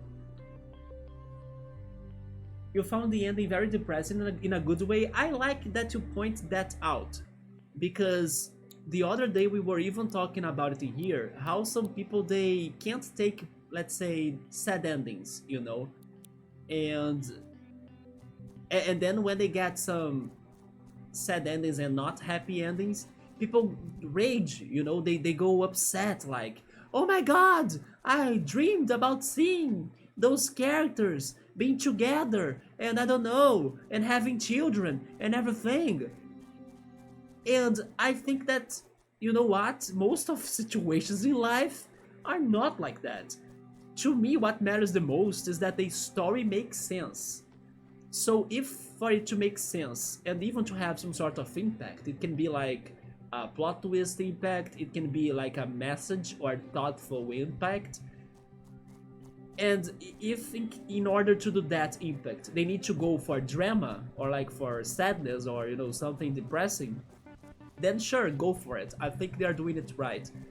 But yeah, it seems like we have lots of fans and people that if their stories don't end on a happy story or in a happy way, they get angry over it. The example that I was discussing this about was for My Hero Academia, I believe, that had a somewhat frustrated or frustrating ending to the fans that follow the story for the entire time, right? I have never watched it. I don't know how it goes, what it's about. I just know that people hated the ending. Because according to them, the ending was, I don't know, disappointing, maybe sad, not what they were expecting. And the thing is that it's not everything supposed to be the way people expect, actually. I just think that things need to make sense, you know? So it can make sense, even if it's not what people were dreaming about. And if that's what happened, then sure, it's a good ending, like, you know, it's not a happy ending, but a good ending still. But no, some people rage over it. It gotta be a happy ending. I spent years watching this story and everything. I grew up hearing about it, so it needs to be happy because, you know, I understand that they got like sentimental value to the characters as they were like bonding to them by reading their stories or watching their stories. But at the same time, they gotta understand that not everything needs to end happily. I actually give it a lot of value when writers and authors they decide to do something very, you know, drastic to change the story, and still when they can make it good afterwards. Not every time it works well. I can't remember an example right now, but let's suppose that the writer decides to kill the protagonist out of nowhere. That's a drastic move that I respect a lot for like the risk it has involved into it. But if even after killing the protagonist, the story still has like power to keep it up to the end strongly, then I wouldn't criticize or complain about his decision, you know? I would actually respect him a lot more because he did something different. He made me feel like something different. The experience of going through that story was unique. But no, everything needs to be happy ending here, happy ending there, and then, you know, I get tired of that. I need something to surprise me, to change my mind, to, you know, something more creative and crazy. But yeah, Attack on Titan was somewhat depressing. At the same time, can't say that I was fully surprised by it. But the thing about Attack on Titan is that I liked it more in the second season. Yeah, the second season of it was just like the 1Q84 book that I told you, that the second book was the best. Second season of Attack on Titan was insane to me. It was like perfect. It was like speeding up, non-stop. Every episode was a banger, full of plot twist craziness. We were starting to understand what was going on in the story. And then lots of action as well. And then in the third season, when we got some more background and revelations, then it started, you know, losing it a little bit. And then the fourth season was just okay, you know, yeah. But I didn't hate it. Many people did hate it. Although the ones you watched had just music, the animated manga of Attack on Titan on YouTube, they do those AMV, right? Animated music videos, I think. Yeah, AMVs are something big on YouTube. Oh my god, no, I like it to remain finished. Yeah. But don't worry, I don't think that rumor of Attack on Titan will be real. But it's about something like an Easter egg. It's minor.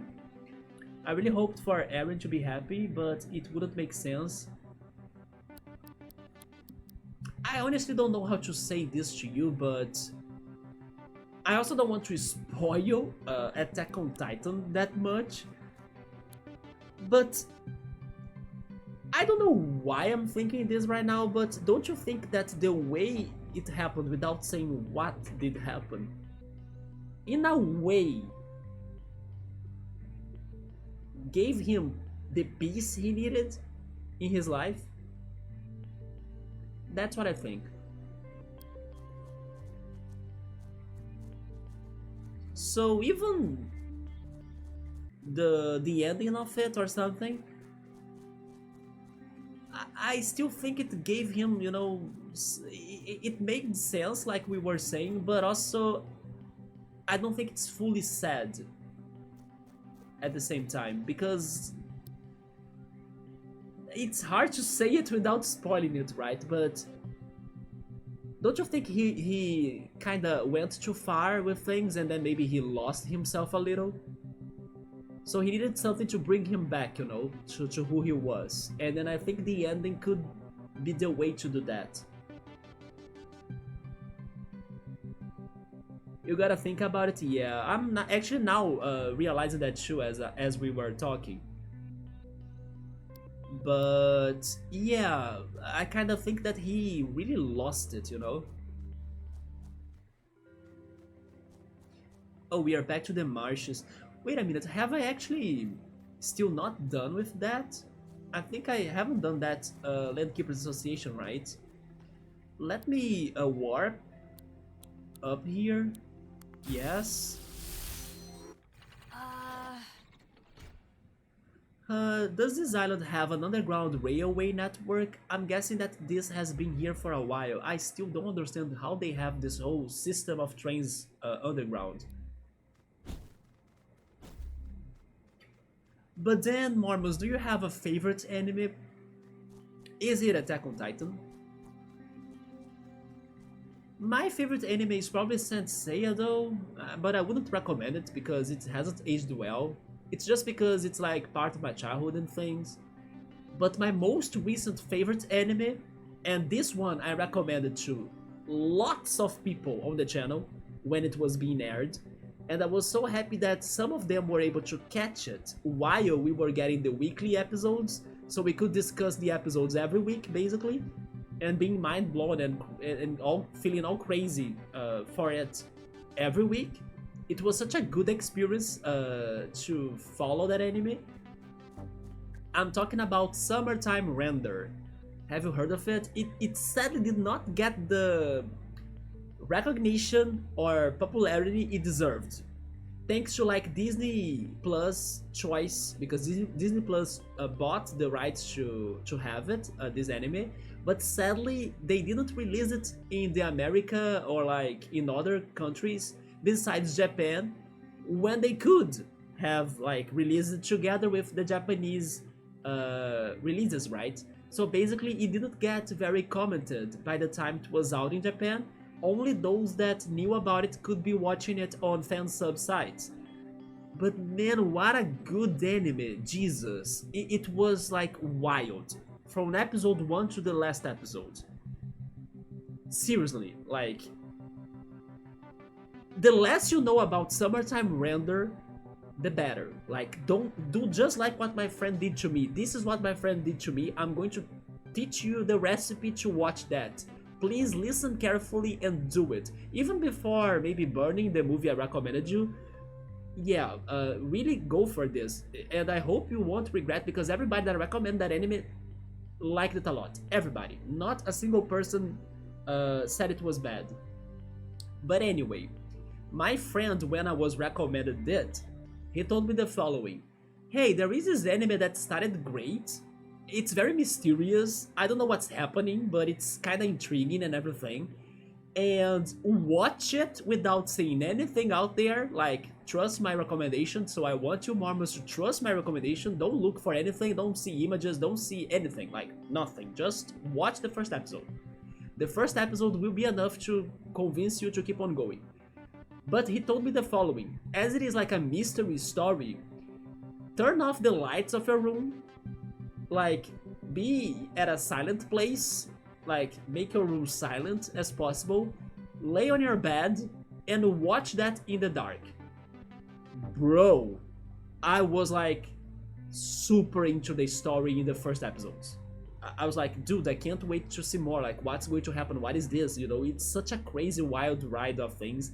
And the best thing about it, though, is that you'll be surprised on how it doesn't lose the rhythm.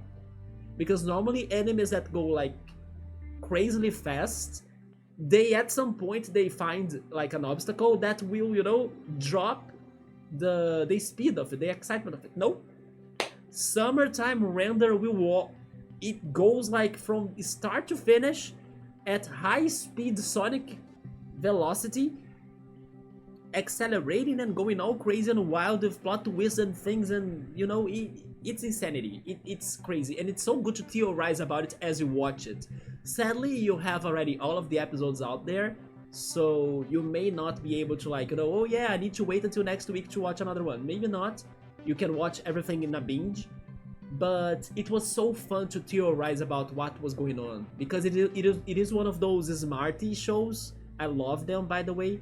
Those shows that have so many details that you need to pay attention to everything, and then you can, like, oh, but this happened because of that, and then, you know, this is connected to this and that, and then you can kind of predict and try to understand yourself what the hell is happening or what's going to happen.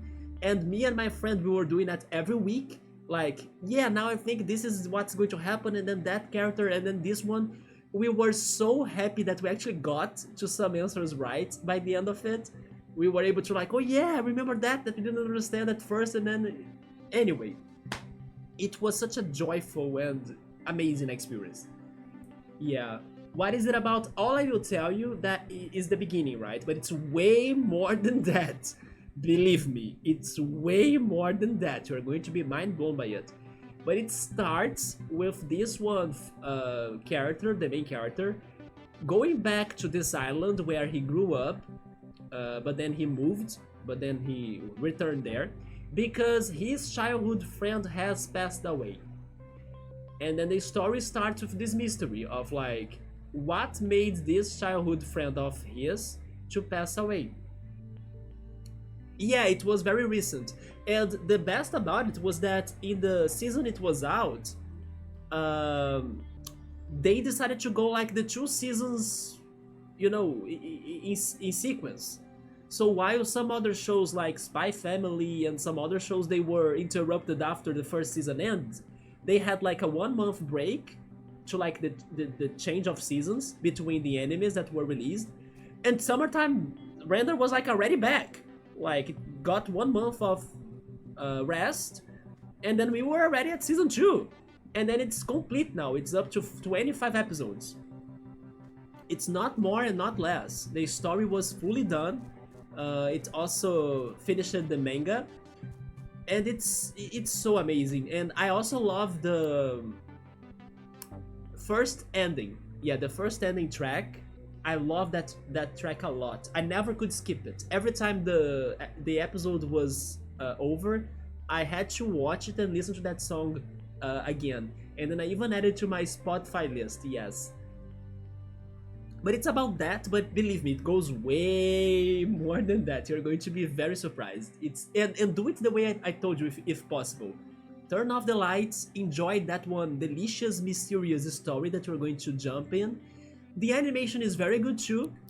Oh, you know something? There will be one episode that the quality of the animation was made by an Attack on Titan animator. I heard about that. There was one episode that they kind of got this artist from Attack on Titan to animate it. Hopefully you get to this episode and maybe identify it as well. Yeah. It's such a good show, man. And it's awesome to like go on YouTube. Maybe you should do this too, like since you are not like watching it with somebody to talk about it, unless you wanna share your experience with me, and then I'll be super happy to hear them, right? But I also would recommend you like maybe finding a YouTuber that was watching it too blindly, and then follow their playlist. Like, oh yeah, this is my reaction to episode 1. And then you see the person's reaction, and then at the end of the video the person probably will share some thoughts with you, and then you can kind of see if your thoughts match theirs, you know. I love doing that. So yeah, it's also fun for that, for you to theorize together with the person on the other side of the TV, like what the hell is happening or who was the villain, or like what is this mystery about, you know, what's going on. It's such a good show for you to do that, to like talk about it. You love doing that, so this one you must do it. But of course be careful about not getting spoiled, right? Because like thumbnails on YouTube, titles can be spoilery and everything. Yeah. Now I'm kind of regretting it. Maybe you should not do that so you don't get spoiled. Yeah, it's not worth getting spoiled at all. Like I told you, the less you know about it, the better. But after you're done with the show, then totally go check on reactions on YouTube. It's so fun. It helped you a lot to get into Sanderson because you read his books alongside YouTube book clubs. Oh yeah, right? It is actually something that can work very well, because when you have somebody to talk about it, or when, for example, you wanna start a physical activity, you wanna work out, if you have a friend that goes there with you, then it's going to motivate you more than just being alone, you know? It's like one person motivates the other one. So I can totally see you doing that, yeah. Yeah, do it in the end. Yeah, now I'm worried about the thumbnails. But it was so damn fun, man. It is at Disney Plus, right? I believe so. It was there that they finally released it. But then, of course, if you don't have Disney Plus, then try getting it from a fansub website. There we go. Yes, we have skipped this. New Wirral would experience such growth with a regulated housing market in place. There is no need to fight progress. But then did you answer me which one was your favorite anime? Attack on Titan was your first anime. Really? You started with that? And you loved it a lot, but I struggle a lot to name your favorite one. Well, Senseiya for nostalgia. Summertime Render for what it did to my life in that year. That was amazing.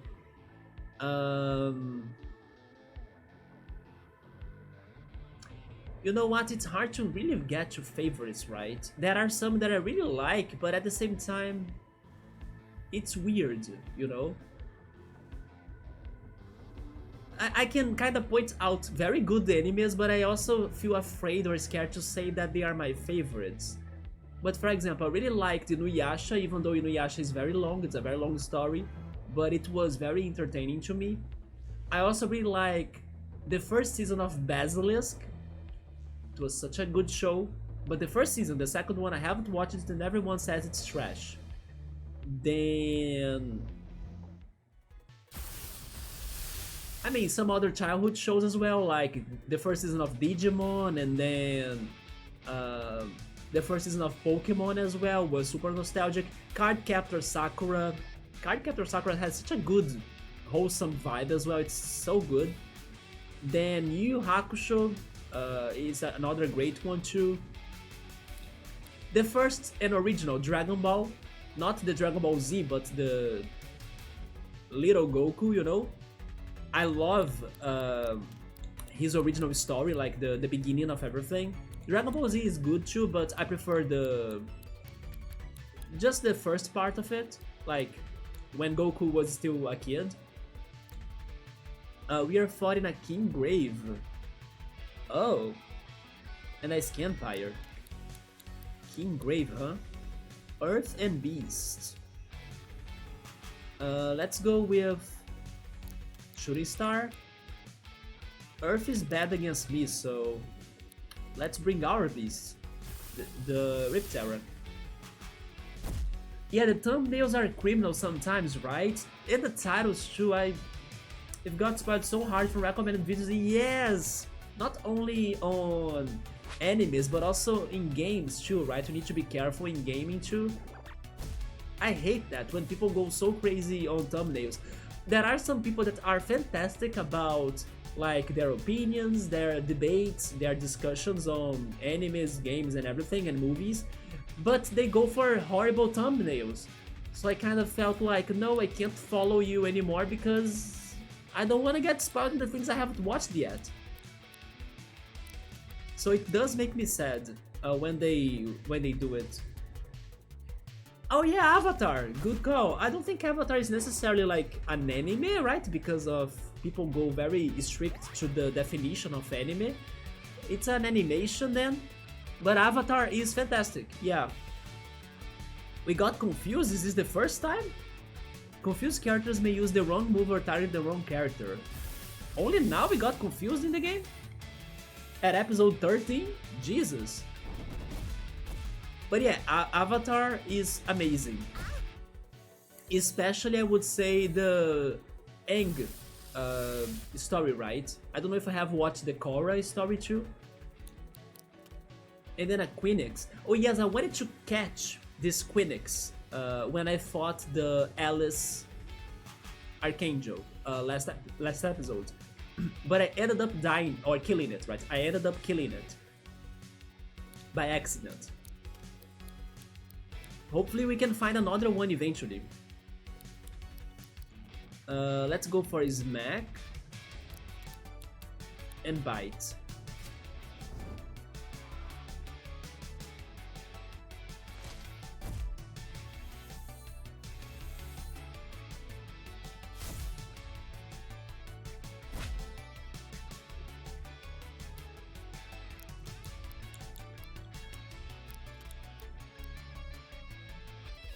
Marmos, do you have... Oh no, they killed... They are almost killing Meredith actually, I should be careful on this. But she has a chance to get somebody else. I think I'll go with Jarmongold. Do you have any somewhat unknown or unpopular good anime recommendation? Like that one anime that you liked a lot but nobody talks about it or nobody knows about it. My option is the one I just told you, right? Summertime Render, because it deserves more attention, it's fantastic, it's amazing, and nobody talks about it.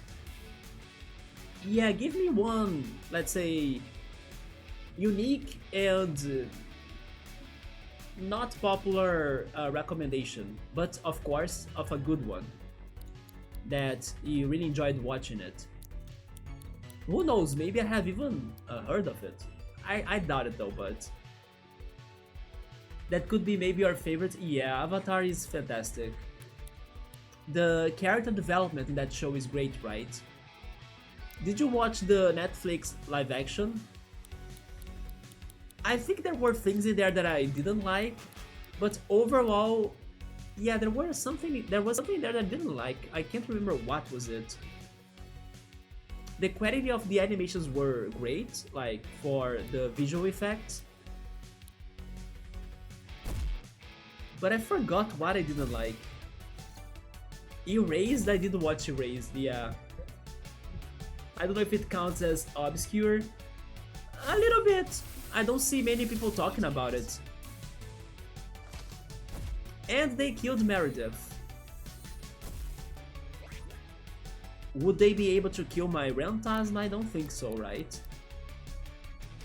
The thing is that Queenix is all full of shenanigans right there. Maybe I should go and beat Scampire first.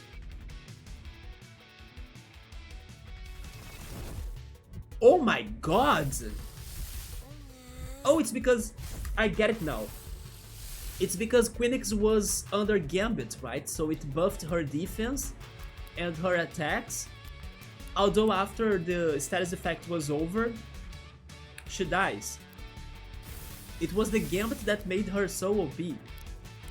Yeah, regarding Erased,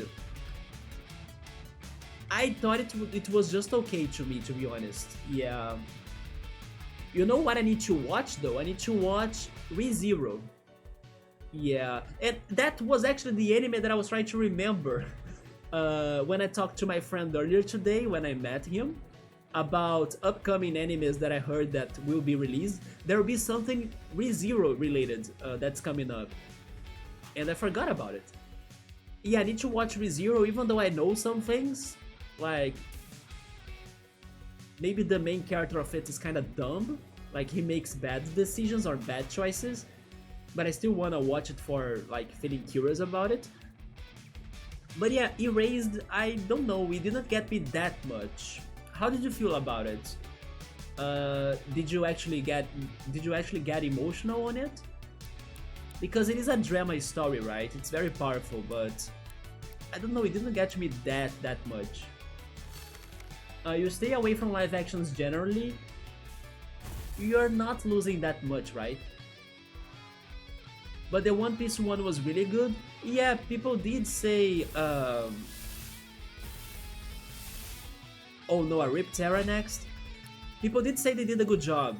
Yeah, I just didn't watch it because I gotta check the original anime first, right?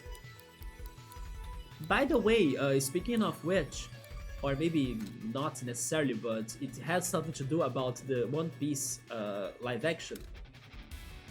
One of these days I brought up in here that I heard some rumors of Netflix wanting to bring up the next One Piece success, right? Because they realized that One Piece was like a gold cow that they could milk gold from it or something. They were able to like get a lot of money thanks to this One Piece live action that got very popular and everything. So the next thing they are looking forward to work with is actually Pokemon. So there are some rumors going on regarding Netflix wanting to make a live action of Pokemon. And it would be for the red character. Yeah, not Ash Ketchum, right? So I don't know. Netflix seems to want to go for another big anime franchise. Actually, the biggest entertainment franchise in the world, right? Pokemon. Hopefully they won't mess it up. They're going to do it okay and well and good. But yeah, that's what I heard. That we could be getting a live action of Pokemon from Netflix. So you have watched Erased a long time ago. I think I liked it a lot because it was really different from what you have watched at the time. I'm really hoping that Summertime Render will surprise you a lot too. I'm curious how they would go about that. I think that because it is Pokemon, they won't let them trash it, you know, make it like very garbage. For example, there was that other Pokemon related short series that they came up with that was like Pokemon Concierge, I think the name of it. It's like having a hotel with Pokemon and stuff, like a paradise resort of some sorts. I did not watch it, but I actually heard good things about it. It was like a very family Pokemon show, and it was very fun as well, very wholesome and cute. And then seeing the Pokemon with that one clay-like art style was very well done too. So people did say it was a very good and entertaining and chill show to watch. So yeah, they are already starting to do some Pokemon related things. Even that one adaptation from the first Pokemon movie, right? Pokemon Mewtwo Strikes Back. They did a whole adaptation of that many years ago. And then now this Pokemon Concierge thing. So I can see them working with Pokemon more. Or more times.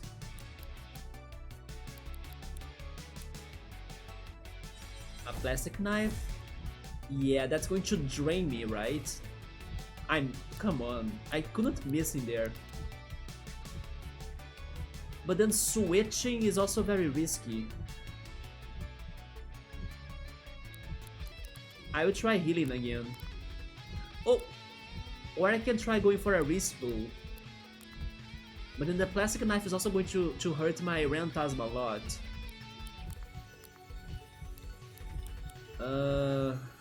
No, let's just heal Beconis. You think they hit the jackpot with the casting in One Piece? The casting ended up being good then? I remember when they were revealing it, people were thinking some of them were looking kinda different than the original characters, or am I crazy? I don't think people had some trouble with the casting at first. But then, if they actually did great in the acting and everything with the final work, then I guess that counts it, right? There has been a long time since I watched a ton of anime. You only restarted recently with Elusive Samurai. That name sounds familiar to me. Is Elusive Samurai one of the animes that are released like this season? I think it is, isn't it, or am I crazy? Am I dead? I survived. There we go! With the clutch! But this was so hard! Jesus! We got Fog for our Scabaras and Broadcast for our Kiteli, right? Or Kiteli. There we go, one more Landkeeper Association base down. But this one was tough. Another office sorted out. I'm sure Eugene will appreciate us doing his job for him. And then can he finally bond with us, please?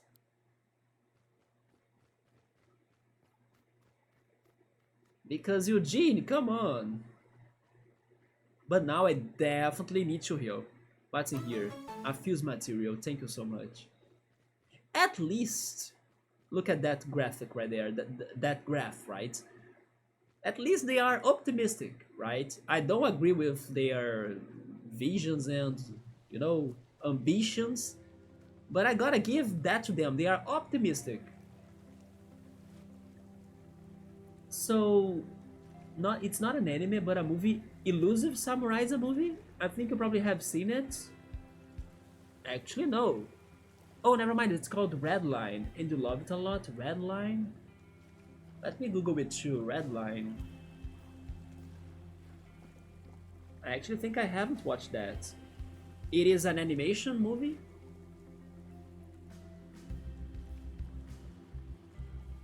Redline. Oh yeah, it is. Why does it look like the Joker from Persona 5? What the hell? Oh. Whoa. Okay, this is odd. When the image was loading, I was at first thinking it was like the Joker from Persona 5, but it has nothing to do with it actually. It is a vertical poster of some sorts. That's crazy. Let me turn this off, maybe it gets better, there we go. That's some very unique poster right there. I think I have never seen such art, you know, like this. That was enough to make me curious about this. Is this about a racing competition of some sorts? Because that motion effect reminds me of, I don't know, a racing anime or something like that. Let me go back. There we go. So Redline, huh? And then Iñaki Godoy is literally Luffy in real life. You gotta watch one of his interviews, really? Oh yeah, so Elusive Samurai was from this season? Yes, I think I heard it, at least its name. Have you been liking it? GG's the clutch, thank you so much. For a second in there, I thought we wouldn't do it, but thank goodness I was still healing myself with my items, right? But I gotta get to the bonfire, let's do it. Let's backtrack a little, yes. and then heal again. Oh, it's actually right here.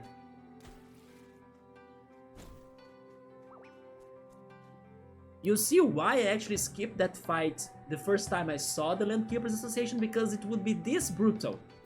So, past me, you did great for not fighting them at that moment, because probably I would have died. Right now, I just suffered with like more levels and more grinding, and I still suffered. Imagine some episodes ago, I would have been destroyed. So Red Line is a beautifully animated sci-fi... Oh, okay, so it was a racing movie. Do you think it would be anything connected to Akira? With both the Archangels appearing and us fusing for the first time, things have suddenly gotten very strange in my life lately. Don't take that the wrong way, fusing with you is cool, but it's weird, right? Why do I feel like we have had this conversation before? I guess I wasn't expecting this island to throw any more surprises at me, not to mention your plan to find a way to leave.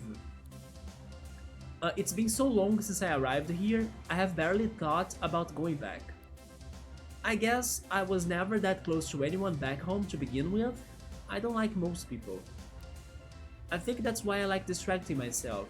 You are just an introvert, right? When I arrived here, I kinda got obsessed with electronics, making lights and stuff for the town. It gives me something to focus on so I don't have to think about everything else I'm missing. I think it was the same with finding that album.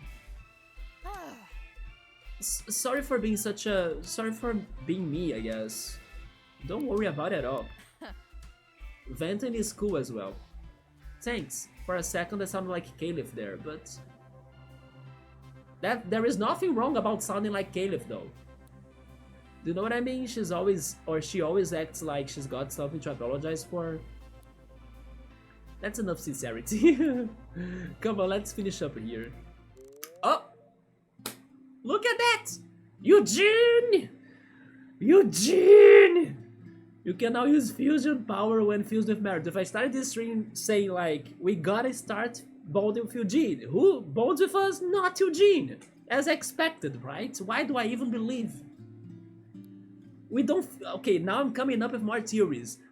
We are not bonding with Eugene because it's going to be revealed in the end, and I think that actually Yoda pointed this out or something, that he would be the leader of the Landkeeper Association, right? So you can't bond with the villain, basically. That's why we can't bond with him. That's what makes the most sense right now. Eugene is evil, that's it. Yeah, it's a little bit like Persona. When the image was loading, the colors, the black in that character, like the clothes of his and stuff, it brought me back to Joker, right? His black coat from Persona 5. And then once it was fully loaded, then I was like, no, this is something else. And then I got to Akira. You haven't watched Akira, although I kind of know what happens. I don't think it's Redline plot is related. Yeah, probably not. Akira is a very weird movie. I also should say it, I didn't like it. It is a weird experience for sure. Nothing bad about the experience for itself or for what it is. But yeah, I think that it got a little bit overrated, but I understand the value it had for creating the genre, right? Or like also for the quality of the animation back in the day. So I respect Akira for its impact, but I didn't like it, to be honest. Yeah. Which is funny because it is a weird story that didn't get to me, and sometimes I do like a lot some weird stories. But I was comparing it to Akira because of the motion we could see on that poster, and how the animation in Akira for the racing parts or like for the driving parts has that motion as well, like in the Tron movie, right? Do you know the Tron movie? Which, by the way, had the soundtrack of Daft Punk in the Legacy one, Tron Legacy. Is it the Legacy one, I think? I think it is that one. But I should check that out. It sounds like very unique on its animation, right? Be sure to pressure me to check it out, Mormons. Like, I may be eventually forgetting about some of the things you are saying, but like, remind me to go after them, yes. I should actually start writing this down. Give me a second. Let me get to my notepad on my computer here. Okay, I did watch these things Yoda recommended me to check, which were 2 openings. So now I'm going to add in here Red Line, the movie, and then you talked about Erased, but also something else. You had the... where is it?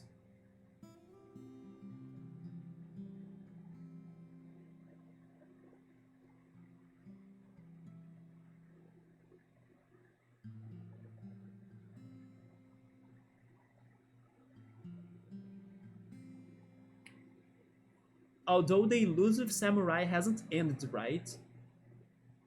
So maybe I would rather wait until it's over to hear from you if it was worth or not, because maybe it could end bad, you know? Let me go back in here.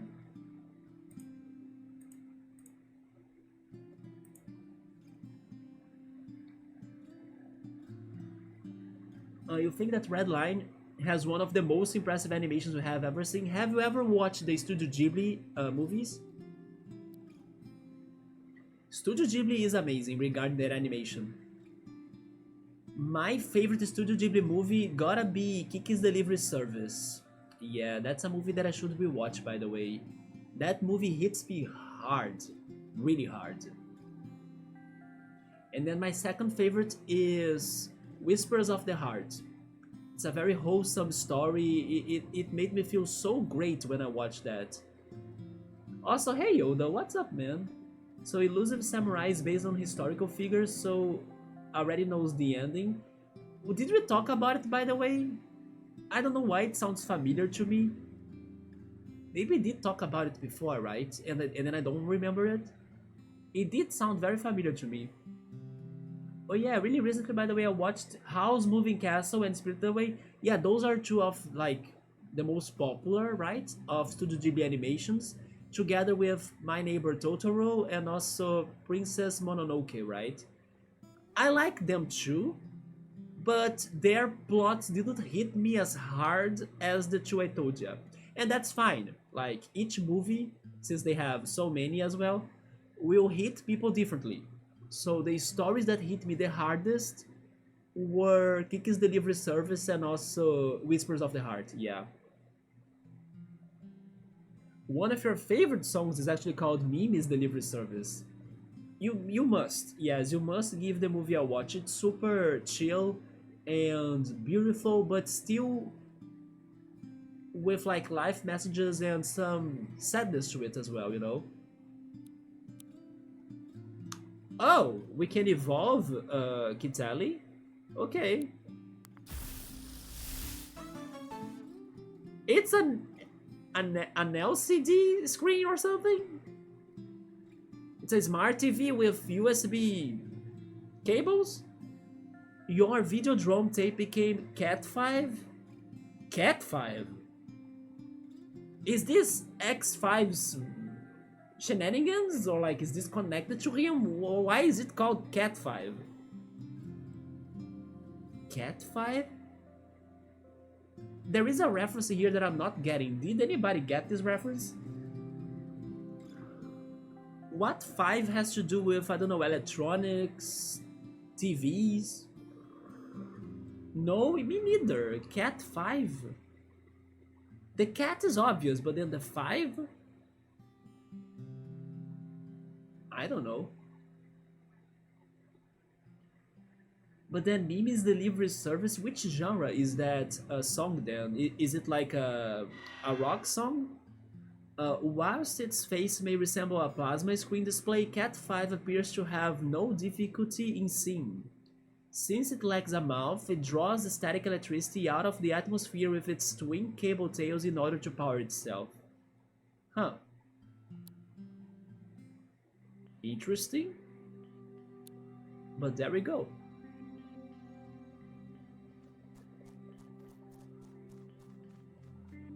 Oh, it's the name of an Ethernet cable, really?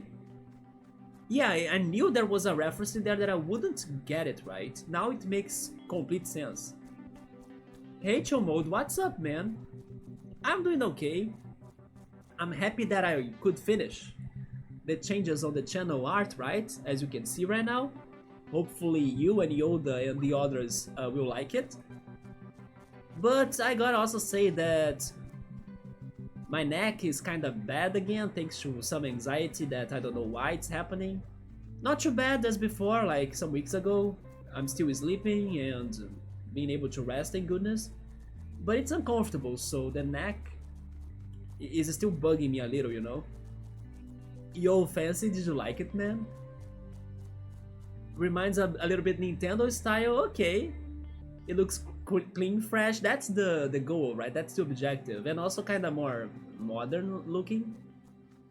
What matters is that, for example, I was even talking about this with Mormos in the beginning.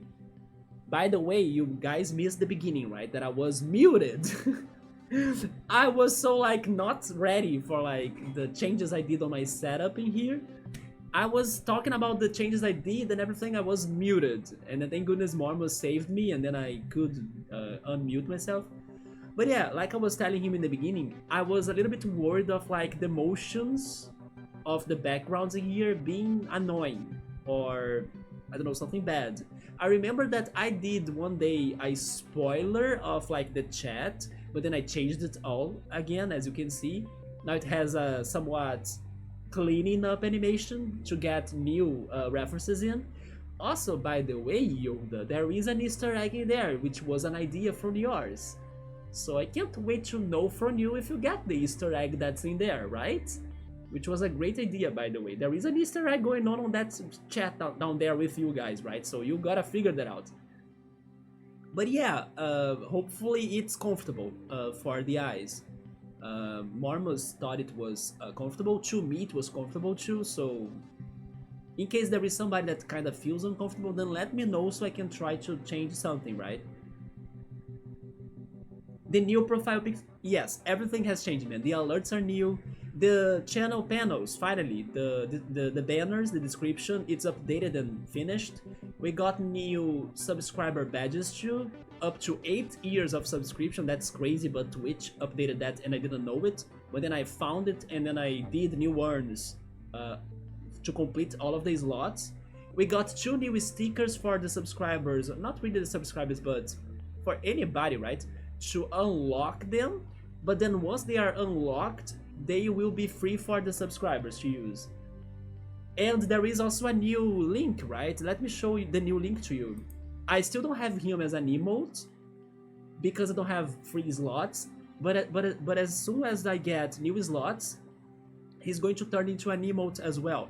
He is one new sticker though, so once that sticker gets unlocked, we'll be seeing him more. Or we can see him with this. Then also we have the transitions. Yeah, we have the chat link right there. He got like a mic and a boombox behind him to like speak and talk a lot. Yeah, that's the new link I came up with. And hopefully we get more things with him. And also let's see if I can make more links to the future too, right? The hardware, your setup is clean. There we go. I appreciate that everything is fresher, more modern looking, but still with like our original personality, and also, let's say, more organized in a way, right? I actually need to ask you guys something. Let me go back to the game. I need to ask you guys something. It's something that I'm wondering about the new panels, like the description of the channel. I went for a direction in there that got no titles, right? Because first of all, I was planning to have the pictures as like highlighted in comparison to the text, and very short bits of text, but enough to give the information I wanted to give. So I want you guys to check it out and let me know if you miss like titles, for example, for the pictures that I chose and placed for what comes after them, like the text under them. Because in my opinion, it looked okay that way without the titles, you know, like to say about me, or like um, I don't know, music, or like playlists, or I don't know, subscribe or something. No, I took those titles out, and then I decided to go for something more like the picture can give the idea of what's going to happen. And then, like for example, there is this one picture in there, or this one image in there, that has like a cross and a ball or a sphere, which resembles like a video game controller, right? Especially the SNS controller, with the emotes and everything. And then under that, there is like the playlist link for you to check the games you have played and everything. And then for the section in there that I say thanks for like the people that worked on the channel's emotes and everything, then it has like a big heart and then Quina and some cute emotes going on too, to give the idea of, you know, that gratitude towards those people. And then the about me shows me, like my emotes, myself. So I went for something less written, basically. But then I want to know if it is like hard to understand, hard to follow it, or something else that I was thinking too, like some of those pictures, they are with different sizes. That didn't bother me that much, but I could also consider making them more same size, kind of. I don't know, let me know if it's looking good or not, but that's what I ended up coming up with, right? You're going to use the Duck Duck Hunt someday? Duck Duck Hunt? I never played that though. The cool play on the 3D style? Yes, I went for the perspectives. Yes. Maybe after playing Supraliminal, right? Yeah, the perspective shows some modernity to it. Some contrast as well between the urn, right, and the Riot, which is something that I wanted to give the idea, like they are different, so let's show them on opposites. I worked a lot indeed, but I'm very happy with the results. And I'm happy that so far no webcam freezes. I was worried about that too, because my webcam froze the other day. Let's go get that, right? Why not? Cast Iron Shore, huh? A new location.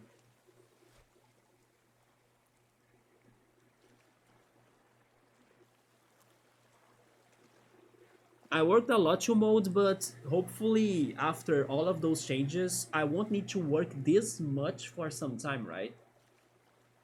You like the graphic on the bottom with the Butterfree, Yoshi, Oddish, and Quina? Yeah, that's the one for the gratitude towards the artists. So it had a lot of love in there, right? The cloudy thing as well, the pattern. The graphics make sense on the sections. There we go, I appreciate that. So maybe I will keep it that way. I didn't want to have many things spelled out, right? I went for the opposite of how it was before. Like, it had a lot of text, lots of things to read. Now I wanted to keep it with like just being direct text, and the less the better. And as it only has short pieces of text, I thought that the titles were not that necessary because it was fast to read the text. So you could get what was talking about, right? What it was about. What was the other thing I wanted to say though? I don't remember, but I appreciate that maybe I don't need to add the titles, right? I was thinking that by coming here I could open this crate, but I can't. Oh! We were attacked by some sort of ugly harpooned spirit that has a squid on it? An undying. One is level 43, the other one is 46. You see, they are matching my levels. This is dangerous.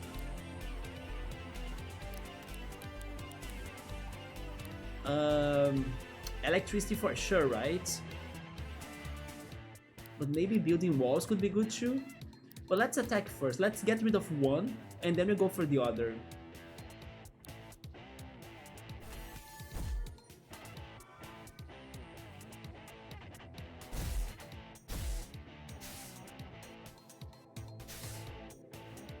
I don't think we are keeping Cat 5, by the way. I don't think Cat 5 has been very strong. And we already have an electric monster, right? Which was Mothmanic. Oh, is Yoda still here, by the way? And also maybe Marmos could join this talk too. Because I need to talk about some anime news that I saw. It seems like we are going to get a new movie of Madoka Magica, which is an anime that I liked, but I didn't love it. And I think that I didn't love it because I didn't really understand some things about it. That's the feeling I have towards it. But people were very happy about this one new movie coming up. Then Marmos made me remember that I believe there is a new season of ReZero coming up too. Still gotta watch that. And also another season of Samurai X or Rurouni Kenshin, right? But then there was something else too. What was it? Madoka Magica, Rurouni Kenshin. Oh, Solo Leveling, right? People really like Solo Leveling. I heard it's getting to a new season as well. I never watched it, but it's very popular.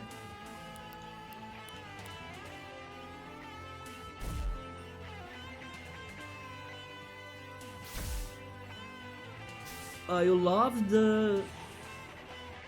which one? Manhwa? What is that one?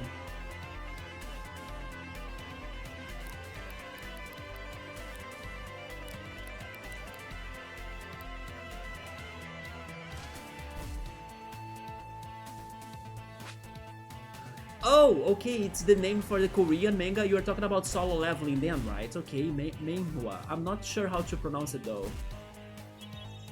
Manhua, if it is Chinese, I think. Yeah, I'm probably mispronouncing all of them.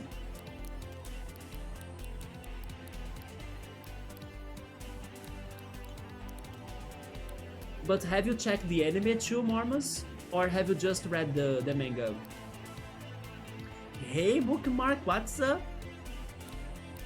Bookmark, I was just talking about how I now have everything renovated right in here. Hopefully you like the changes. But I was just mentioning how the description of the channel has changed, and I finally added it there, like the recommendation, or like the gratitude of like for you to helping me to come out with the emotes, right? So there is a section on my description right there, Bookmark, just for you. And for the other artists too that help me to have the looks of the channel with like this whole time of streaming. Yeah, but I added there finally, like the go check Bookmark link, because she helped me to come up with the emotes in there. So I hope you like the descriptions and the panels in there too. But how are you doing? Hopefully you are not feeling tired, because last times I was talking to you, you were like going crazy with your sleeping schedule and everything. Hopefully you're doing alright and rested. But what's up? So Manhwa were Korean. I don't know how to pronounce it though. Am I saying it right? Manhwa? Yeah, I'm the one suffering because I'm the one with a microphone in here, right? I have no idea how to pronounce that. And I got to hear about it. Looks great. The Solo Leveling one, is that what you mean? The movements of the emotes under the chat reminds me of an aquarium. Oh, there we go. Ah, okay. I didn't think about that at first. Yes, isn't it nice though? And I actually told Mormus when he got here first that this animation down here at first was supposed to be a simple look. But in the end, it goes on like 30 minutes long with like no repetition. And then after 30 minutes it will start repeating itself. So yeah, it is a very long animation with like all of the references and figures and images and emotes. Lots and lots of things down there. And an Easter egg. I still wanna see who will get the Easter egg when it shows off in there. Yeah. But I'm really happy that it worked out. And then there is also a minor animation on the green panel too. It goes with the blind, as this is the blind string, and also with the question mark block, right? That's the logo for the blind streams. Do you guys want to see the other overlays too? Or should I save them for when we change the games? I should spoil everything already, right? Why keep it secret? Why keep it secret? I think I would add some sort of title per section. So Chill Mode thinks I should add the titles then. My friend also told me to do that. Short is good too. I'm thinking like about playing donation stats setup. Yeah, I was like with those titles in mind, but it's just because I ended up going for a direction that was more like a graffiti wall of some sort, you know. And then I wanted to highlight the arts or like the emotes or the imagery behind the channel more than the words, you know. But I will test that out then, Chill Mode. You are the second person that tells me to do that. And then Bookmark is also pointing that out, so I think maybe I should go for that idea too. Yes, I would add it to those pictures, basically. I would find a way to add the text in there. Yes, I'll test that out for sure. Yeah, shout out Bookmark, I shout out even Electro Llama for like giving us the panda dancing gif. Everyone in there deserved the shoutouts. Also Pikoyama, which was the artist behind the animated emotes, and then also X5's girlfriend. Yeah, right, I see you, Bookmark. There we go. Sorry for taking so long for me to add that in there, right? But I wanted to have everything ready and organized and beautiful. But now it's perfect. You love the shoutouts. The background is really fire. Let's go! I'm so happy about that. Butterfree, Queen, and Oddish together, yes. And then the Yoshi, by the way, the Yoshi is eating Oddish fruit. That's why he's sad. That's the connection I came up with. Like, Oddish had a fruit on top of him. Because otherwise, why would Oddish be crying on like the freaking, you know, shoutout section? I had to come up with something, so I was like, Yoshi, eat Oddish's fruit, you know? So that's why he's crying in there. That's it. That's my idea for him. You love how the colorful graphics work against the white background? The white background? Oh, you mean my wall in here? Also, yes, I even lighted the LED lights, right, on my shelf as the celebration of today, as this whole Neil Diurno Riot in here, debut, right? And it's even with a slow movement on the lights back behind me, right? Yeah, this animation down here is 30 minutes long with different things showing up. All sorts of things. And an Easter egg. Graphics already pop out, love it. I love the panda dance gif, yes, right? It was thanks to Electro Llama, so of course he made it to the freaking shoutouts too. A shiny emote will eventually appear.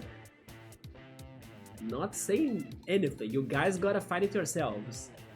Yoshi is bullying Oddish, yes. You love it, there we go. Let me show you the rest then, let's see everything. So this is the blind overlay, right? We also have, actually, point it out, which one do you guys want to see next? Because you may know which ones are next, right? Actually, it's spoiled down there on the description too, that we have 4 different streams in here. Which one should I change to show you next?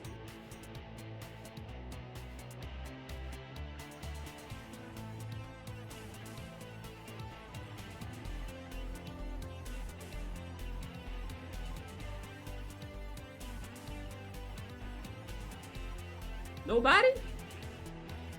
Well, in that case, let's go to the opposite then. This is the next one. The chill, okay, let's go chill mode. Oh yeah, chill mode, right? We have the chill mode one. You have the same PC as me, let's go chill mode. Also with the same hardware, nice man. When are you start streaming yourself then? Let's go chill mode. There it is! It's the Dugong overlay chill mode. Everything is frosty and cold. This will be right there back on the Roller Coaster Tycoon streams, right? Roller Coaster Tycoon is a chill game. Yeah, there we go, that's the other one. Notice how the logos down here also have their perspectives, right? The blind one was different, this one is coming out. Yeah, there we go. Let's go to another one. Yeah, you guys are liking it, nice. I'm happy that the hard work is paying it off, right? Let's go to the next one. The next one I want to show you is the urn. It's this one. We should go back to the urn, by the way. It's been forever since we had the urn stream on this channel, isn't it? With like a series of the same, a series of games of the same franchise in a row. It has been a while since we last had that. We gotta get a series of games and play them a little bit one after the other. Shout out to help the urn. Let's go, man. Yes, I got some suggestions from Yoda as well in the chat regarding the EasyGIF website that helped me a lot to do this. Then Piero helped as well. My friend in real life also suggested me to do some things too. But in the end, it was a little bit of everything, you know. I was testing this out here, moving it to the other software, and then thank goodness things worked out. And then the last one is this one that's like painful to play, but sure. Yeah, it's the Riot one. Bloody red. Ruby weapon red, isn't it? For a reason. Yeah, but this is cool as well. Well, those were the overlays, and then we had the chatting one too, right? But I don't know if you guys have seen it before. After the changes, we got the new... Wait, that's the wrong one, I'm sorry! That's the old one! I scrolled too down, or too much down. No, that's the wrong one. This is the new one. There we go, the new Link. There he is, the chatting Link. Oh yeah, I also point this out. Notice how the new logo not only has a perspective, but the T on Riot is something. Like in this one, it's a microphone, but then back to our chill string, no wait, blind string, which is up here. There we go. On our new logo, it is a torch now. I made that T a torch. It was not a torch before. So I really like that change a lot. It made a lot of sense. Once I saw the T as a torch, you know, it gotta be this way. But anyway, those were the new overlays. Little by little be playing more games with them. Especially Roller Coaster Tycoon, right? For the chill one. Yeah, there were many details, man, many details. The real challenges for the Riot streams, yes. I can't say if I'm excited or not about them, but we'll see what comes up, right? By the way, we need to try to capture this. I don't have walls. It's water, right? Let's go for a single smack. I have the beast wall, sure. Use it. Oh, it's going to be on both because of the multi-target. Nice. There we go. The smooth transitions, I was very happy we did those two, right? It was not my original idea, by the way, but I'm not upset at all about this final result. Yeah. Maybe it's actually better than the idea I had on my mind, but I couldn't do the idea I had on my mind. Mystery bookmark, oh my god. Mystery will be so damn hard. But yeah, eventually we gotta try it, right?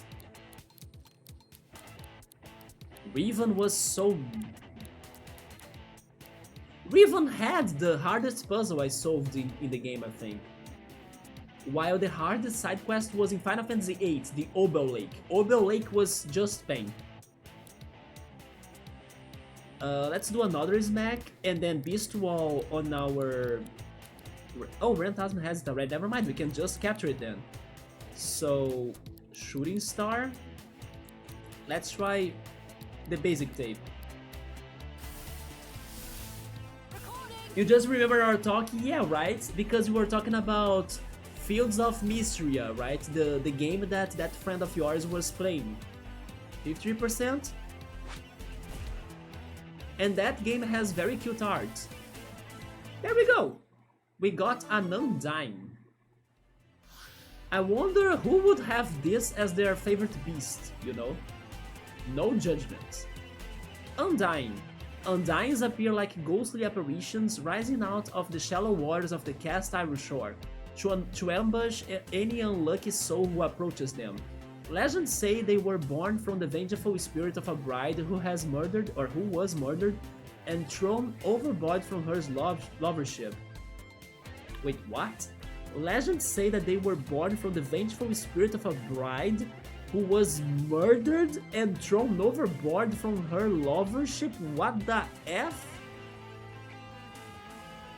Why can't they do things more simple in here? Like, in Pokemon you just need a Pokemon egg, so you can like get a new Pokemon from it. No, in here you gotta get your bride and then kill her and then throw her from like a ship to get a freaking monster? What the hell? But it's legends, right? It's not what happens. At least that. But this is very weird. I wonder if it is any strong. It's definitely not too fast. But it's bulky. It has a lot of HP. We need to give a name to this. Any ideas? But before going into something like Mystery Bookmark, I still need to see how are we going to do with like our Xbox Game Pass trial days that we are having here. Maybe I won't have extra time after Cassette Beasts because I'm kinda even late, right? I only have like 2 weeks more and then we still need to beat this game. But before Mystery, I was thinking about playing that one Frog Detective game that's also very slow paced or something. So yeah, Mystery will still need to wait a little bit more. I got that amount of recommended games to play, yes, to mode. Am I going to play them all? Probably not. But those are the games I have on my mind to possibly give them a shot, right? With more to come. Siren is a good name. It is a little bit like what she is, right?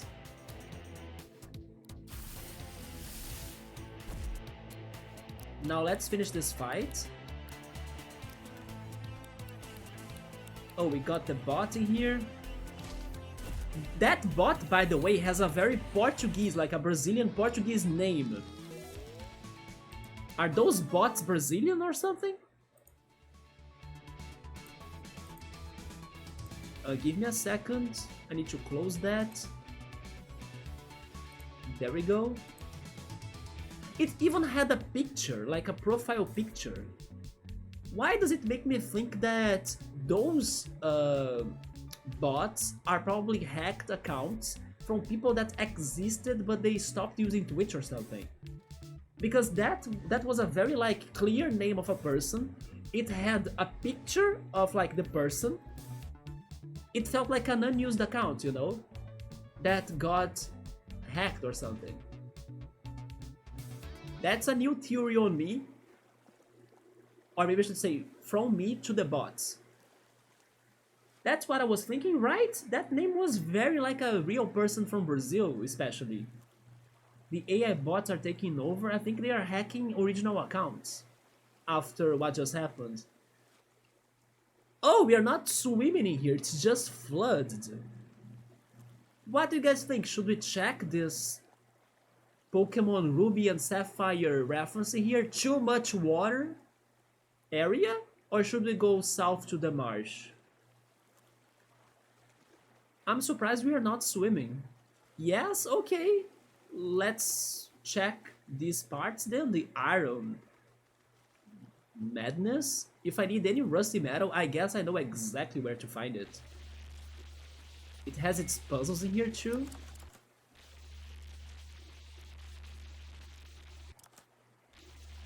By the way, speaking of those games, chill modes, that I do have a lot to play for sure, I'm very happy that Epic Games has been on a streak of like games that I wanna play in their free weekly games. I might not remember the first one anymore, but this week's free game by Epic is like Toem, which is like a photography chill cozy game that I wanted to play, and it's also on that list in there on the rank 1 extension. It's like free right now, so everybody go get that. It looks very cute, wholesome, and relaxing game. But then next week's game is also another one that I wanted. It's going to be The Spirit and the Mouse. It also looks cute, wholesome, fun, like a platformer with some puzzles to solve, a little bit of adventure maybe. I was like, man, Epic Games is really giving me the games I play finally. And then last week was another one too. I'm not sure if it was Moonlighter. Can't remember if I got Moonlighter from Epic Games last week or from Amazon. But I got Moonlighter too. It's another one that I was trying to get eventually. Also, they gave away the Rugrats game, right? That was recently released as well, which was a big surprise. Did you guys use it to watch Rugrats? I used it to watch it, but oh my goodness. What is going on in there? Is it another Undyne or not Undyne? Wait, Undyne is from Undertale, right? I forgot how this is called. Or is this like a decoy? Like the man doesn't exist, it's a decoy. Is it a trainer? No, it's a captive. Ah! Okay, so we have... And then he's going... What? How is he captive but he joins her to fight me? Shouldn't you be joining me to fight her? So you stop being captive? There is a name for something like this that I forgot. Wait, it's the Stockholm Syndrome? When the kidnapped person grows affection towards the kidnapper? This is the Stockholm Syndrome, isn't it? I hope I remember that right. Moonlighter is goated. Really, Mormos? Yes, I got it for free either on Epic or Amazon.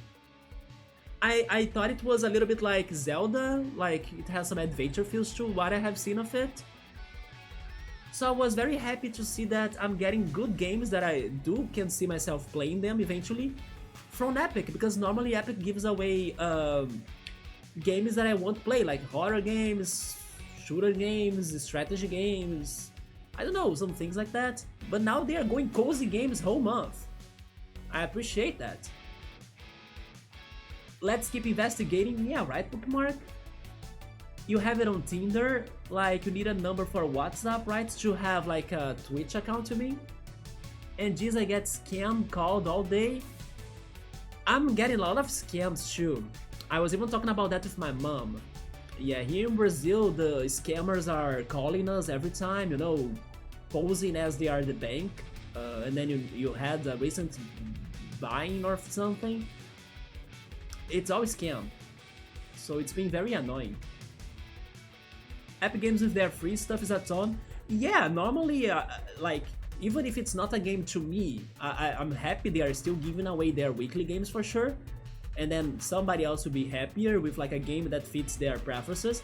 But this month in particular, like for 3 weeks in a row, 3 games that I had on my list of games to play in the future.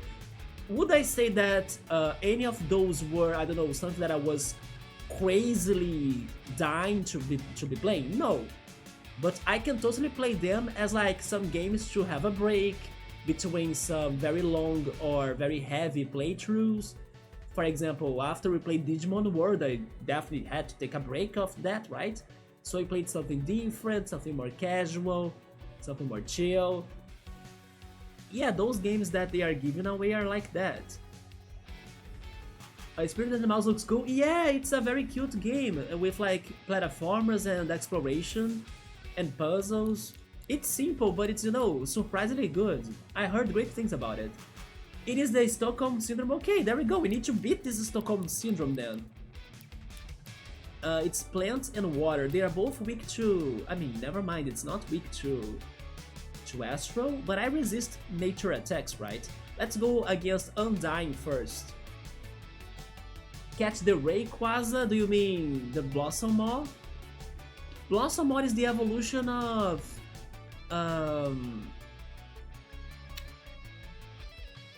that one, Dandelion, right? That's we captured it, and then you named it to Mold. You named him, I think it was Nanaki, right?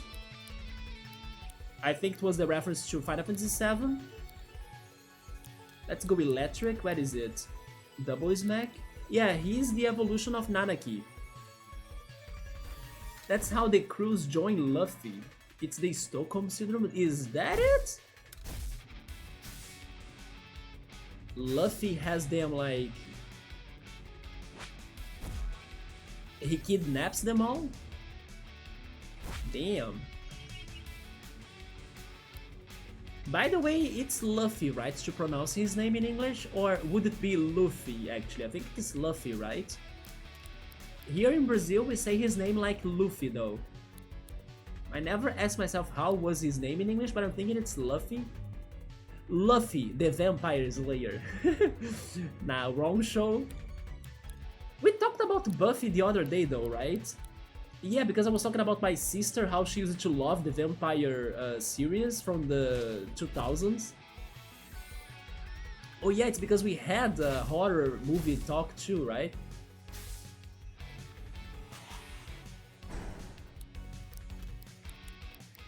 Oh, by the way, did you guys see Nintendo finally taking action against Power World? It took them some time, right? And then Power World was all like, I don't have any proofs that, I don't know, I did anything copying your Pokemon ideas or anything. Man, that's going to be something else. I wonder why they waited this long to take an action though. Luffy, the Vampire Slayer, I have no idea with Luffy, to be honest, that you have never seen Naruto. No, that's not even Naruto though. That's One Piece chill mode. Yeah, it's One Piece. Speaking of Naruto, I was walking back home from my Pokemon Go walk, right? And I almost took a picture of it, but I was like, no, it's, you know, it's going to be weird if I took that picture. But let's say that I was very happy to see that there was this one girl walking on the street, like, not caring at all about the people at the beach, dressed like Naruto. Yeah, it was like a female version of Naruto. And I was like thinking, oh my god, there is a Naruto at the beach, like walking right in front of me, with like the uniform and everything. I was like, oh my god, what is she doing in here? Like, but that's amazing, you know? So yes, I saw a Naruto walking at the beach today. And then everybody else, like, they are running, doing fitness stuff, playing beach volleyball, playing soccer. You know, people coming back from their work as well, with like dressed like business people and wearing their suits and things. And then suddenly a Naruto. Awesome. But yeah, that just reminded me that I saw that girl today. And it's funny because I don't remember, and I don't think there is no anime event going on in the city right now. There will be one though in the weekend. Yeah, they're going to have a cosplay contest in a shopping mall here. So yeah, if I were seeing this girl dressed like Naruto, for example, on Sunday, then it would make more sense to me. But no, in the middle of the week, out of nowhere, there she was. Speaking of which, my city is now having an exposition of like the biggest Lego collection in Brazil, or of Brazil. I was surprised by the place they decided to expose that, or like to show that. I have never been there, but it's a place full of restaurants and like it's like a big food plaza of some sort, you know. It's a place for people to eat. And then I always thought it was somewhat short because it's full of restaurants. Like there isn't free areas in there, but I never been there though. I can be wrong. So I was thinking, how would they show and place the biggest Brazilian Lego collection in that place? How would it fit in there? But anyway, that's happening in the city as well. If only Legos were cheaper, right? I loved Legos as a kid. I actually kind of regret donating my Legos to my cousins. And you know what? I bet that they don't have it anymore. I remember one day that I asked my mom to talk to my aunt to ask if they still had the Legos, right? So I would want it back. Nobody knows what happened to the Legos. Do you guys have Legos, by the way?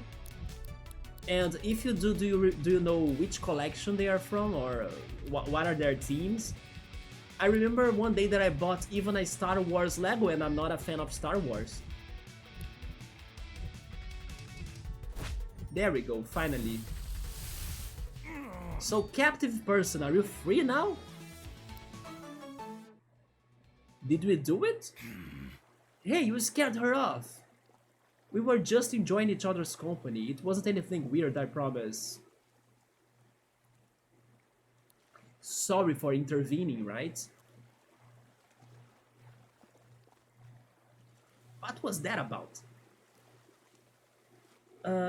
Chill mode has seen it a little bit. I like the sand enemy. Or was it Luffy? Yeah, it was from One Piece. Oh yeah, you were talking about Naruto and Gaara, right? Yeah, Gaara was the sand guy that controls it. Gaara is a fantastic character, yes. I think one of these days Bookmark was playing as Gaara in her streams, I think. I don't know, we did something in there that I saw Gaara a lot on her Naruto crazy game that she's playing, right? The battle one.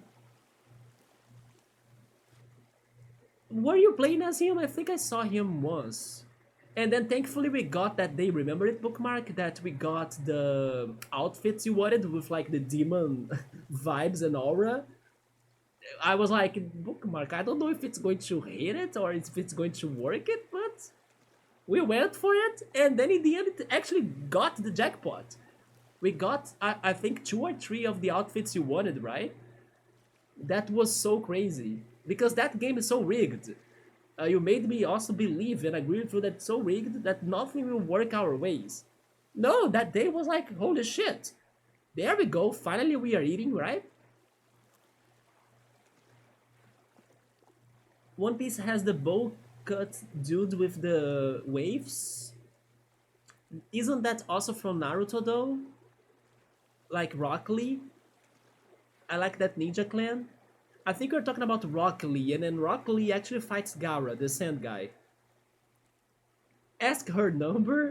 I'm not going to be that weird in the city, right? What the hell? She was probably heading somewhere important though, as she was like Naruto, right? She was going to save the Leaf village of my city, I guess.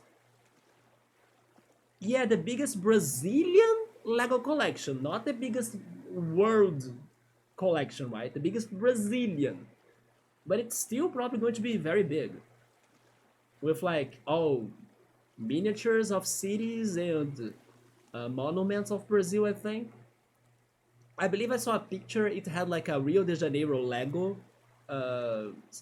assembly, or like a part of the collection had the Rio de Janeiro city in there, with like the soccer stadiums, like the Maracanã, that's the name of it, the Christ the Redeemer, the Sugarloaf Mountains, some of those trademarks in here. That would be cool. Yeah, but sadly, the area where this exposition is happening is an area that I'm not very familiar to it. I could go there, but at the same time, I would rather go there with somebody, you know. But I don't think anyone would join me to go there. And then going there alone, I don't get very excited for it because of the place it is. If it were somewhere else that I'm more used to go, then I would go there, you know, by my own and everything. But because it is at that one place in the city, I'm not very hyped to go there. Because I still need to learn how to get there myself a little bit. I could just do it, but I kind of don't think it's powerful enough to make me do it, you know? It needs room, right? How did they fit it in a freaking restaurant complex? I just don't know. My Pilates teacher said that they probably were going to show it a little bit outside or maybe on the parking lot. Otherwise, I don't think there will be a lot of areas. You donated yours as well? Yeah, me too. The same happened with my SNS and my Sega Genesis. But today I kinda regret that, right? I wish I still had them. Let's get this other block as well. How is my health, by the way? These fights have been all sorts of crazy. I should change my body. I think having a hard hitter could be more important. So let's swap and get Riptarian. Yes. So Mormons had an off-brand Lego as a kid. You're not talking about Playmobil, right? Playmobil used to be the competitor of Lego. By the way, is this a sunken ship? Is this a... Don't tell me that this is the ship that brought people in this world, like the shipwreck that we read in the museum. That we theorized this was the Bermuda Triangle limbo, right? Could it be it? Okay, we need to check this out. What is happening? What? Oh, there is something at top of it though. How can I get up there? It's locked. Come on. Do I need to do the wall dashing technique? Wait, maybe? Go back there. Oh shit, I do! Oh my god, let's go! We got a water camouflage matter plastic. Is this supposed to be the way to do it? I think so, right? There is nothing else going on. God bless the wall dashing. That at first I thought it was an accident when we learned about that, but no, maybe it is necessary for some puzzles. Yeah, do you remember the off-brand Lego? Do you remember the brand Mormons? Maybe not, right? But you love trying to make moving stuff more than a specific figure. Moving stuff. Could you add some mechatronics to it? I know that people that study like mechatronics engineering, robotics and stuff, they do many models with Legos, right? But then maybe by just moving stuff, you mean like they could move by not necessarily like thanks to a remote control or something. No, right? Just like you can open it or close it with your own hands, and it had a mechanism, right? I remember making big pyramids with like the big blocks, right, that I had, and then they were all stacking up, trying to complete to the top, and then every layer of the pyramid was a different color. I remember buying, not buying, I remember building those with my sister. And then, yeah, that's the thing I remember the most about my Lego, right? Building those crazy pyramids. Probably I did some other things too, but I'm not sure anymore. My memories are not coming to me. My favorite was making aircrafts, like spaceships, and then you toss it at your brother's Lego creation. Wait, but you were destroying his creations?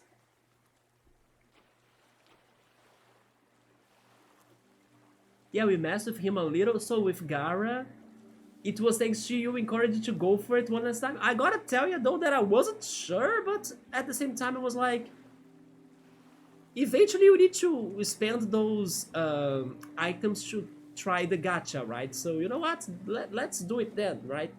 And then it happened. That was freaking awesome. That cosplayer probably was an undercover police. None would suspect them. I mean, it could get better, but thank goodness I did see some cops or security and police around the city, right? Because there are some strange people circling the places lately, right? Especially homeless people. But thank goodness I don't know, they can sometimes be drunk or, cause a nuisance. But overall, they are not doing many bad things. But it's still kind of um worrisome because, especially for like women that are walking alone at night, it's more uncomfortable for them to be near those, homeless people and homeless men and stuff.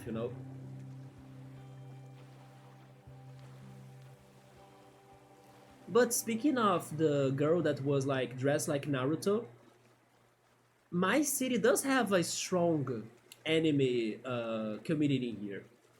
Yeah, we have this one event called Cosplay Picnic. That the one event that I mentioned that's going to happen on Sunday in the shopping mall for the cosplay contest. It is organized by the Cosplay Picnic people. And yeah, we do have even this one, I don't know, person in politics in the city hall that he gives budget to some nerdy and geeky events to be happening. He funds it, right? He helps to fund it here in the city.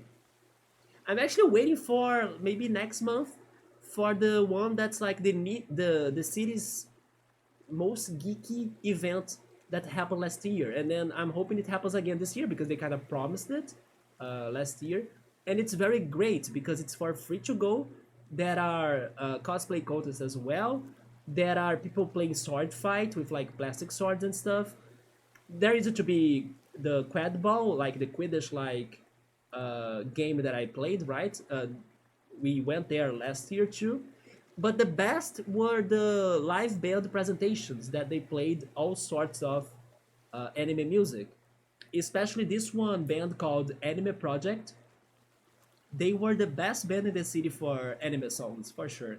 When they covered the freaking Demon Slayer opening, I lost it, man. There is even this recording of mine, like jumping like crazy with the Demon Slayer opening, and then everybody together, like also jumping like crazy and screaming. It was so damn good. So hopefully they are back, like I think next month, on the city's biggest nerdy geeky festival we have in here, right? Have you considered doing cosplay? Not really, to be honest, but I have the Luigi's, Mario's, and all sorts of things behind me, right? The Daft Punk mask, even down there. Does that count as like cosplay? If that counts, then I have been Luigi on stream. I have been Princess Peach. The other day, Emily redeemed like the crown from Peach and also Luigi's hat, so I was Luigi Peach. Isn't there like Bowsette?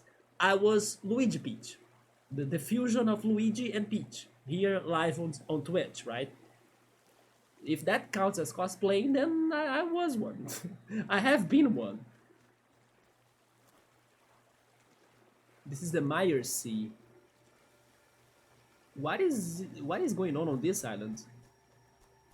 Nothing? Have you though? Have any of you actually cosplayed before? I think Bookmark probably has cosplayed before. Not sure of what though. But have any of you cosplayed? And if you could cosplay, which character would you pick to cosplay? I never thought about cosplaying before, so I don't know which character I would pick myself. But that's something that I would like to get to an answer though. A character that I would like to cosplay? I mean, not necessarily the character you're going to cosplay needs to be looking like you, right? But I don't even know if there is an anime character that looks like me even.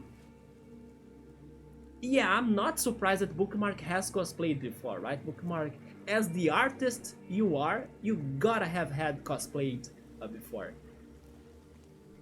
She was Kiba from Naruto! Okay, that's freaking awesome, let's go! Damn, Bookmark, awesome! That sounds so like something that I can see you going for. Yes! That's amazing.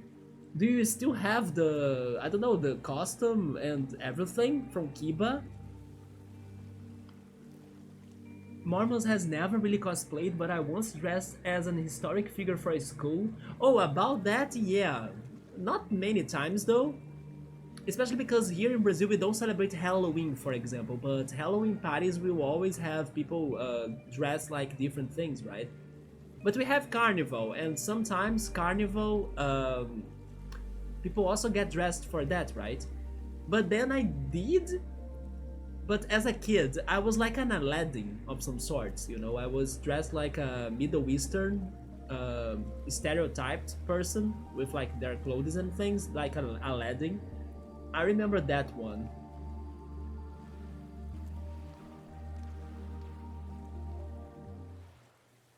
We can't go there. Yeah, so we can't get to the mountain from that area, but wait, there is something else going on in here. Past the ship, right? No?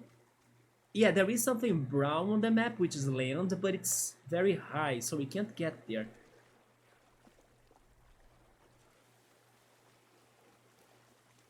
So what's down here?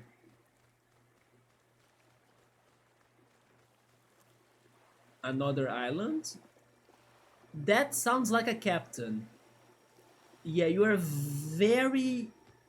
You know, he looks like Faulkner. Faulkner, the Violet City gym leader from Pokemon? With his hair. Right, Faulkner, what are you doing here? You are... I bet this is a captain. You see, especially because there is no, like, let's battle automatically animation happening. We need to talk to this person. So you are a captain. Which one are you? You know what? I have a couple of names in here from captains that the game brought up as we talk to people, but I haven't met yet. So let's try to figure out who is this person. It could be Captain Cody. I haven't met Captain Cody. There is also Captain Lodestein, but Lodestein is not in here. I know he's in the Ham area. Captain Wallace, I have fought him. Captain Buffy was the bodybuilder, we fought her too. Captain Judas was in the other beach, we fought him too. Captain Skip, we fought earlier today. Captain Gladiola and Captain Sybil. Sybil could be a woman. I'm not sure if this is a boy or a girl. I think it was a boy. I was even comparing him to Faulkner, but I can be wrong. I would say this is Captain Cody. In my opinion, he looks a little bit like a Cody person. Would you... Wait, who would you do if you had to? I would love to be like the Daft Punk robot, to be fair. Sadly, that mask that I have is very hot, right? So if I cover my face with it, it gets hard to breathe. That's even why I don't use it as a channel redeem, because it's going to be hard for me to breathe, right? But in case you guys have never seen me wearing that, even though it's probably very dusty, so I'm sorry for that, but give me a second.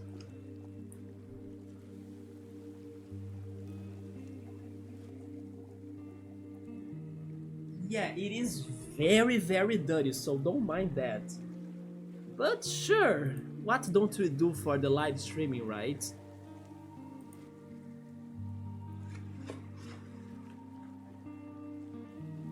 Yeah, that's me as Ellen Punk.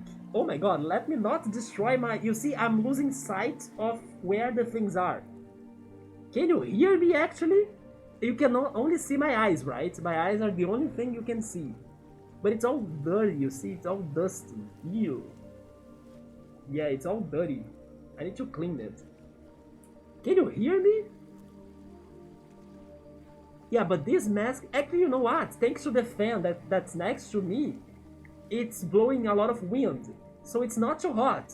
Maybe that's a way for me to be wearing this. Okay, you can hear me, nice, because inside of this I hear an echo of my voice. My voice is resonating inside of the mask because of the enclosure, right? So it's weird, like, hearing my voice like this is weird. You know what? I'm going to keep it. I think I can keep it. Let's go back then. If it starts bugging me, then I take it off. Let's go. It's the freaking Daft Punk stream, I guess. I can't see the phones anymore. Wait. Oh my god. Wait a minute. Okay. Let me fix this. Like the cables got all entangled, and then I wear that again. Because I couldn't see that. I lose part of my sight, right? Because of the eyes. The eyes are so short inside of that. But sure. There we go.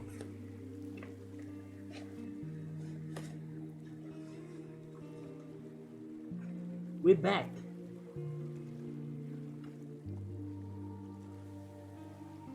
I need to go back on the chat though.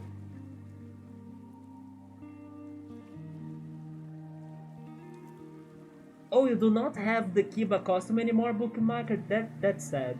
It was all part of the... Oh yeah, the burning, right? That's so sad. I want a full Pepe mask from the frog emote. You know what? I'm pretty sure there are probably merchandise of him already, right? Oh, I see it. He was transferred here. Yeah, he looks like Faulkner. Big Note's 8th gym badge, that's correct. It's going to be our 8th gym badge. Simon, it's the last one for the first one. Daft Punk is alright. Yes, I love Daft Punk. Too many eyes. Yeah, it's all you can see from me, right? Otherwise, I'm a robot. Television rules the nation around the world. Yeah, heck yeah, Daft Punk, let's go. So I do love this so much because I got this from their last album debut, that there was an event in a book store in Rio that they were promoting the album. So they had like a quiz show, and then those that got right answers from the quiz show could get prizes. So I got this mask, and I also got a shirt, right?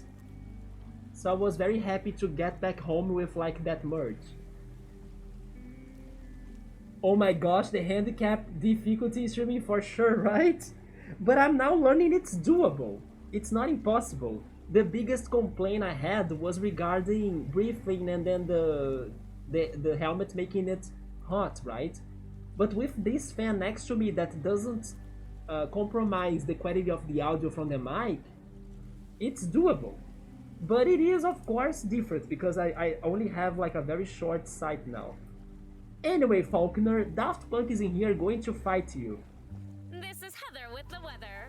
Never mind, it is Heather, so it was a woman in the end. We all got wrong. I don't think I had a Heather character on my list, right? It's a different captain. Captain Heather for the weather. Today's forecast, unpredictable as always. I like her design a lot. Humidity fluctuating. Chance of precipitation, who knows? By the way, bookmark, did the rain or the storm in there end?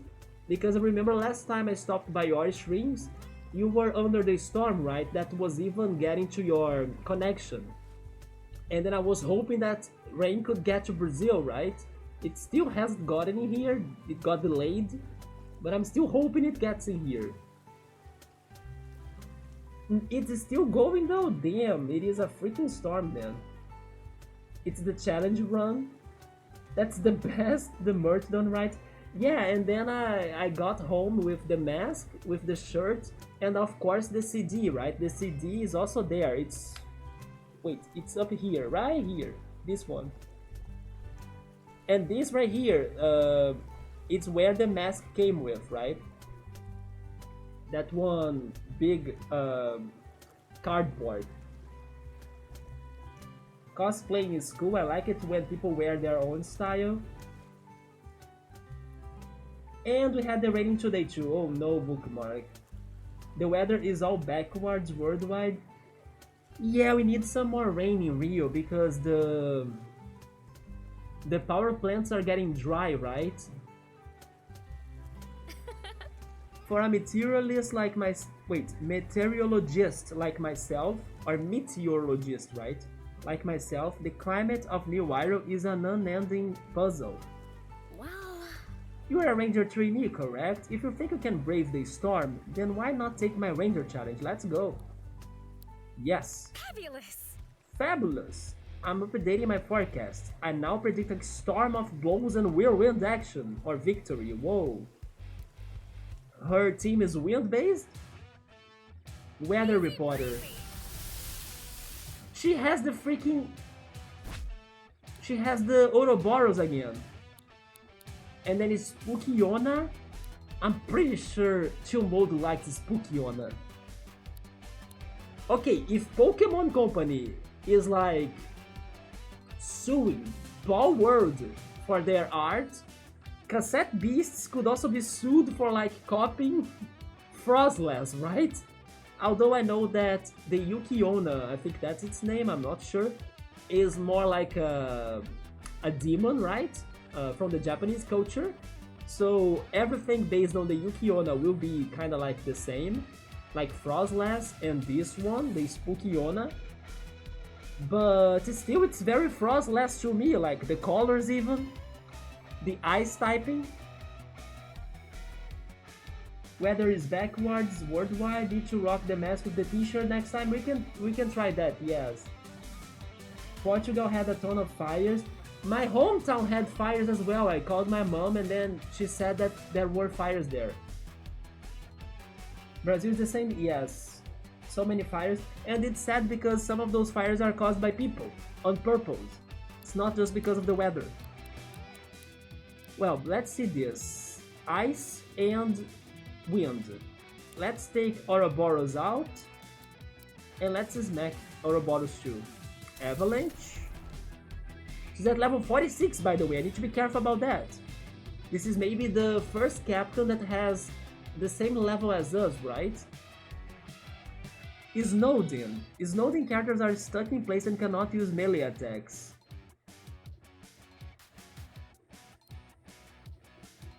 Both of us?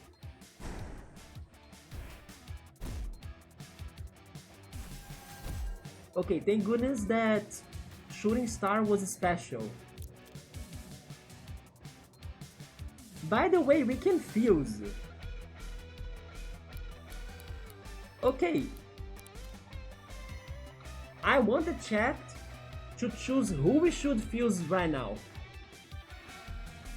It can be anybody. I don't even mind if it goes against the... like the type advantages, right? Ouroboros is like a dog that finally caught its tail. You just made me remember this one game. I forgot how it's called though. But there is this one game that it's about a cat that has a slice of bread with butter tied to its back. So basically, when the cat falls, it creates an infinite energy source, right? Because what will fall first? Is it the cat or like the slice of bread with butter? Because both of them will always fall first, right? According to the physics laws. So it's a game about that you need to use the peanut butter gravity, not peanut butter, sorry, the slice of bread gravity or the cat gravity to do the platforming, because it will always fall on both sides, on both ways. You know, because if you drop them, a cat or the slice of bread with butter, they will always get to the floor level on that side. But what if you combine them both? Then you get that game. Okay, so who should we be fusing? Any suggestions? Should we get the crazy TV screen in? The Cat 5? Although Cat 5 is hurt, right? Should we get another fusion with Escobaros for YouTube mode? Who are you training? I'm focusing the most in Jormungand, then Mothmanic, Rantasm, and also Ripterra. The TV screen it's Cat 5, because Cat 5 was the name of a cable. Yeah, a cable for Ethernet, or Ethernet, right? Although I think if I switch it in, it's going to get hurt and killed, because it doesn't have health. The last one is Scabarrows. It's like the evolution of Divial. It's Dugong!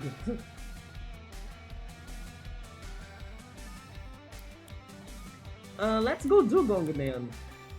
Do you wanna see Dugong with the snake, maybe? Or Dugong with Rantasm?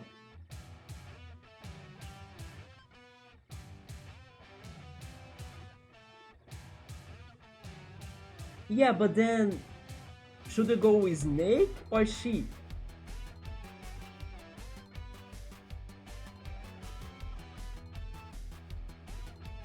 Sheep? Okay. Let's make that change then.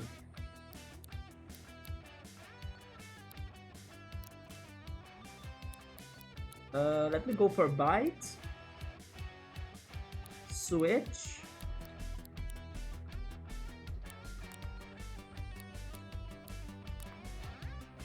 Yeah, transform. Another avalanche. Okay, so we should be going for special attacks. The Snowdin status is very bad. Let's fuse already, why not? Earn and Meredith's hearts act as one. Rambarus? Okay, it changed its colors a lot, right? I actually like him. He's weird, but it's like the perfect colors for my channel. It's orange and yellow with a freaking demon wing or demon wings and also a shark tail. What the hell? Rambarus, right? I like that a lot. I was not expecting anything great from that, but sure. Wait, ice is strong against wind, right? So let's go with Icebreaker.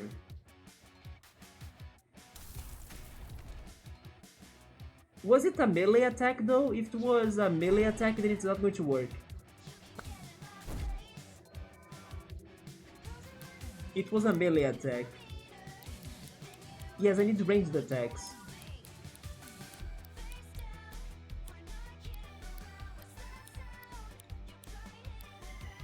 Let's go bite.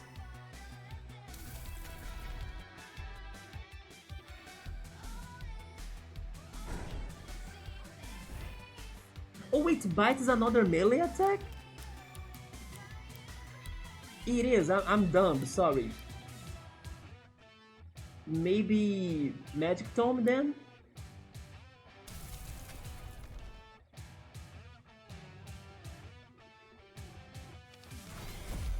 By the way, I'm getting sleepy, so after this fight, I'm going to call it. Yeah, this game's music is awesome, right? I do like how they use the lyrics as a mechanic, or like... It comes when you fuses it, right? When you fuse the monsters, it's such a good touch.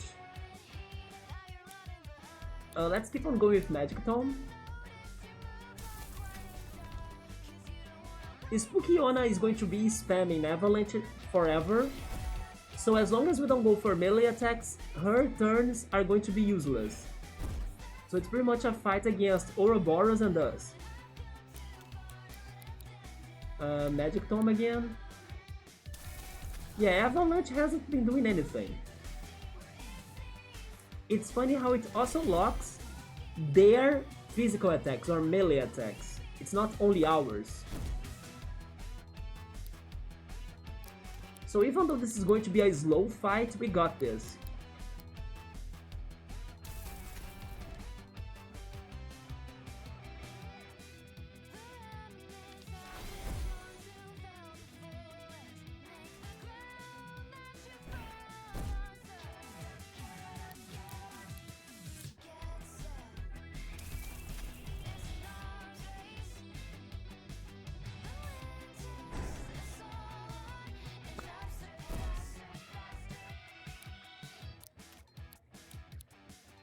How is it still alive though? But sure, go for Shooting Star.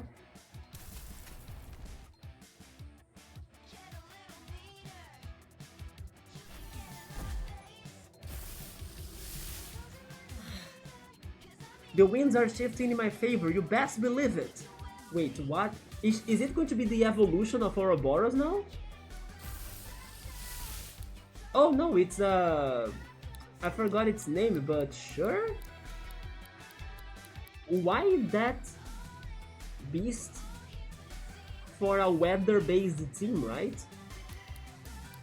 I don't get that, but it's probably weak to ice.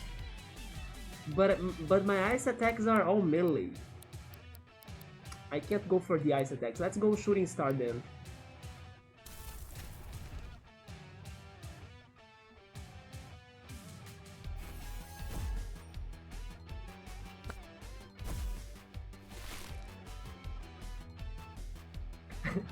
I just noticed something, by the way. I was looking at OBS like behind the game right here, and then I noticed the blind logo right there, right? And then now that I'm wearing this freaking mask, although I love it, I'm literally blind playing this, like I can't see much. But sure. We got Sapped. Plant type attack Sap and leech the strength of water type targets. Yeah, because we are half water, right? Let's go Magic Tome again. Thank goodness that attacks are not really hurting us that much.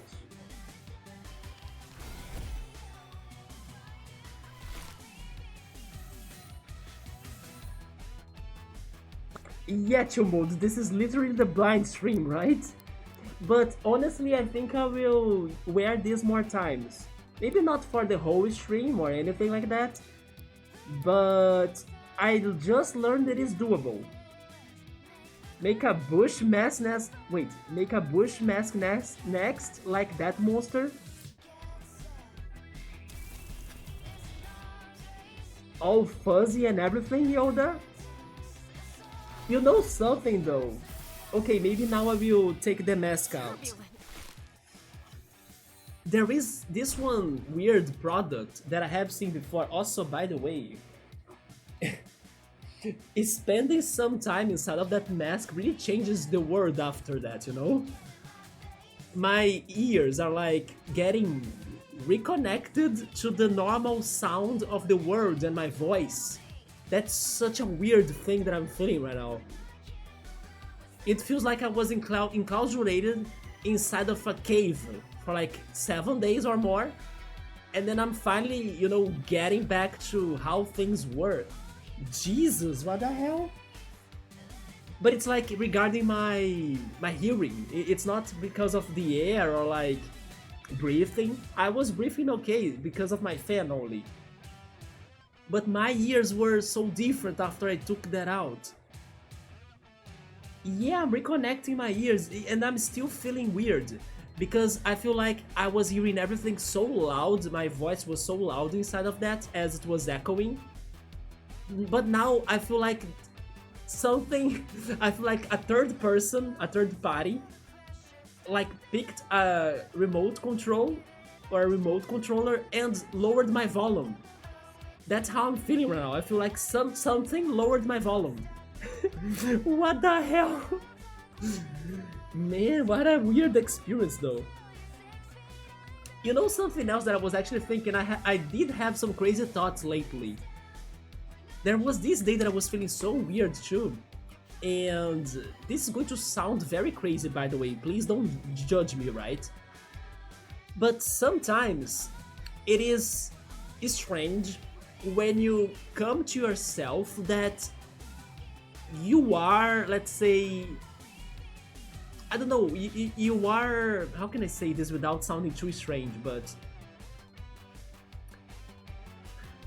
that you are an individual. What do I mean by that?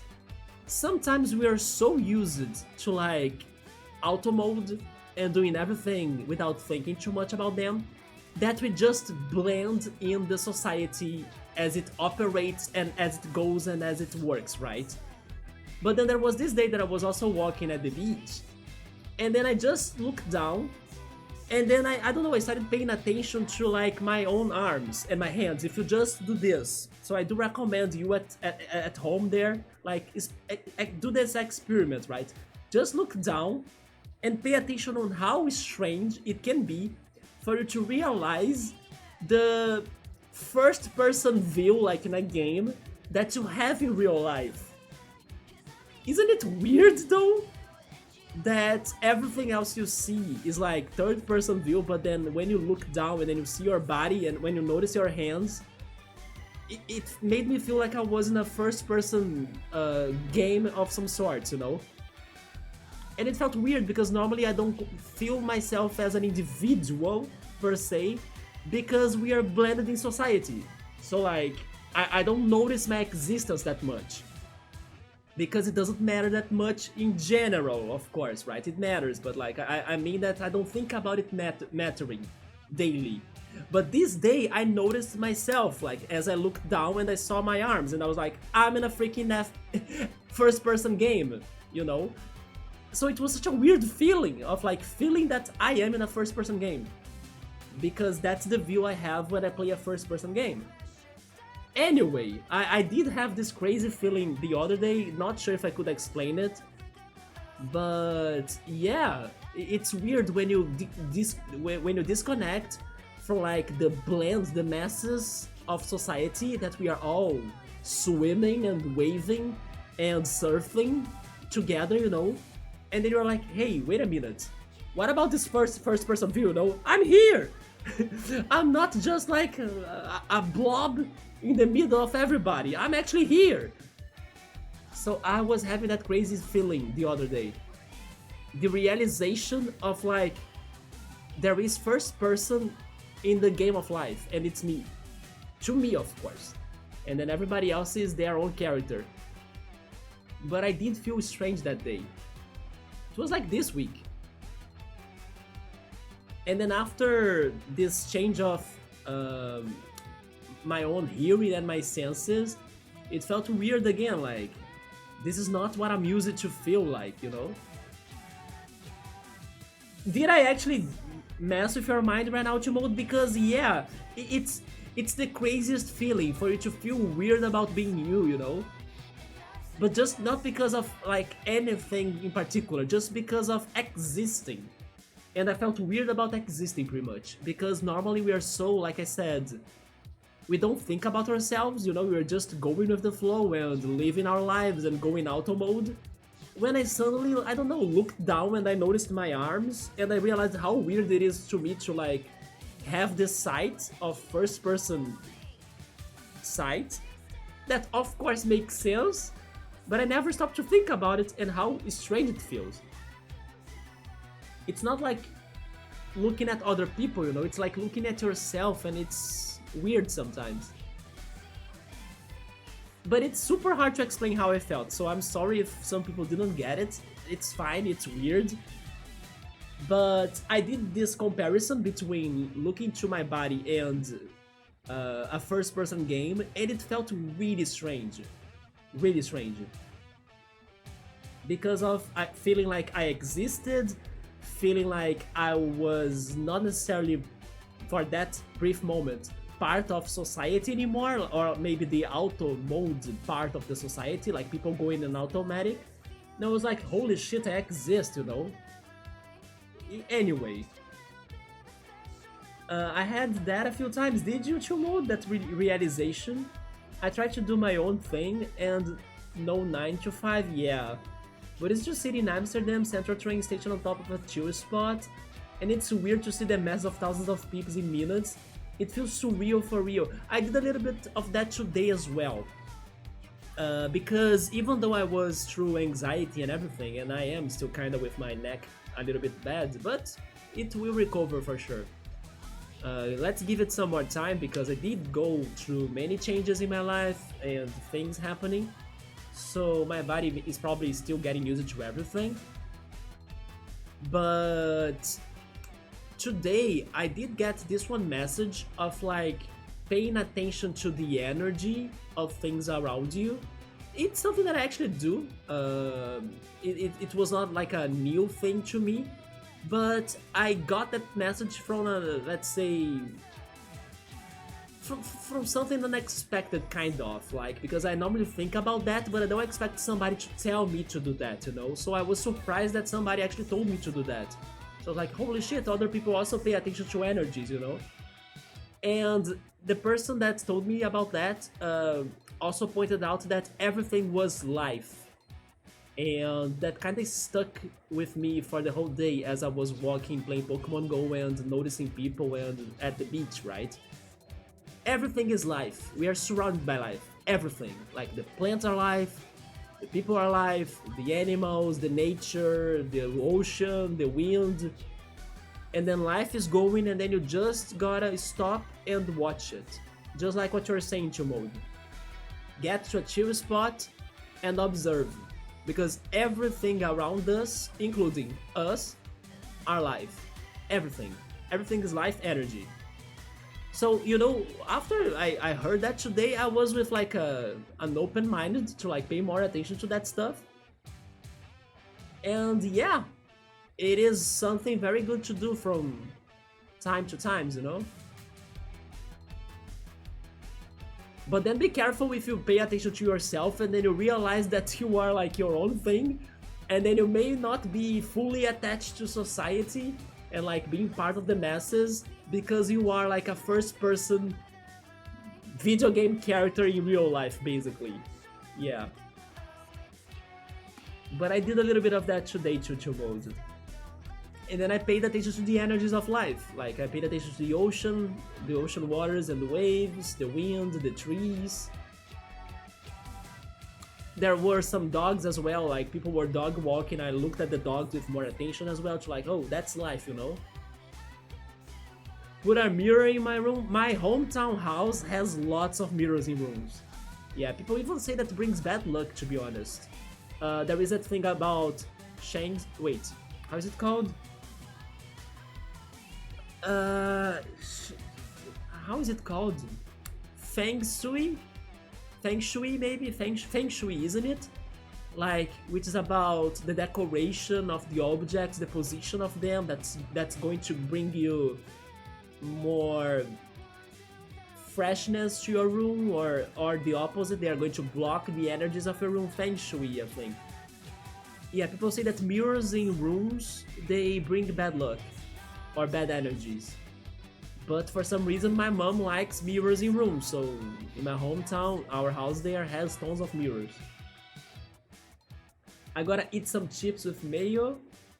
That wouldn't be bad. And yeah, life is big, man. it is some good self-realization too, right? I know this is like crazy weird talk right now, but I don't know, maybe somebody like chill mode right there, he gets what I'm saying, right? Yeah, sometimes you just need to realize ourselves, you know, we are so distracted by everything, and then having this break of like, hey, what's up, what's going on, you know, let's just take a look on it. It's actually very fun and weird, but good. So Chumo likes going into different points of view. If you can try to go into a point of view of different people, I tried that once though. I actually have tried that before. I kind of projected my mind into the person's point of view, like what would that person in front of me be looking at right now and seeing right now. I did that before. Yes, it is very crazy. Man, I don't even know how to explain this, but look how crazy this person is, right? I don't do this anymore, by the way, but it's something that I used to do. Not every time, but sometimes. In my way to school as a kid, like while commuting, I remember now vaguely because it's been like a long time, but I also used to be a big fan of playing some Tetris games with friends. I remember, and there is even this one situation, maybe some of you can relate to that after you play lots of games of Tetris, you may start seeing the pieces falling down a little, right? So I remember, even when I was not playing Tetris, but I used to play Tetris with my mind in my way to school. So basically I would like be looking at the window, getting distracted with everything that's going on, but like focusing on the scenery through the window, and imagining like piling Tetris pieces together with like in between the streets and the buildings. It was like mental Tetris. I remember playing that, not always of course, and actually just a few times, but it's something I did before. My imagination was able to make me play Tetris with my brain, looking outside, waiting for the school bus, or actually it was more like a van. Do you guys say van in English? I'm not sure, but it's like a short, small truck car of some sort. I don't know how to describe it. Yeah, I never wondered if there is the word van as a vehicle in English. But anyway, yeah, during the commute to school, I used to imagine Tetris pieces, like in the city, you know, connecting in between the buildings and everything. That's so crazy. Energy is right, feel your instinct, life, bro. Yeah, sometimes we forget about that, isn't it? We got steamed. Hitting a water type of fire type attacks release a hot steam that heals the water type as it recondenses. That's... By the way, look on how many status effects we have right now. I wonder what is the limit, and where are they going to show more status effects if the first line right there is complete. Is it going to the bottom line? They start a second line right there. And then Healing Steam. Characters with Healing Steam regain some health at the start of each turn. By the way, it's getting late. And died? Oh, they killed our fusion? Oh no. I think this is the first time our fusion dies, right? Well, I will return with Tonberry. And also... let's go for Poison. Yeah. Poison will be helpful as always. Bite. And Toxic Stab. But yeah, it's getting late, so I gotta finish this fight so I can eat something and rest until I go to sleep.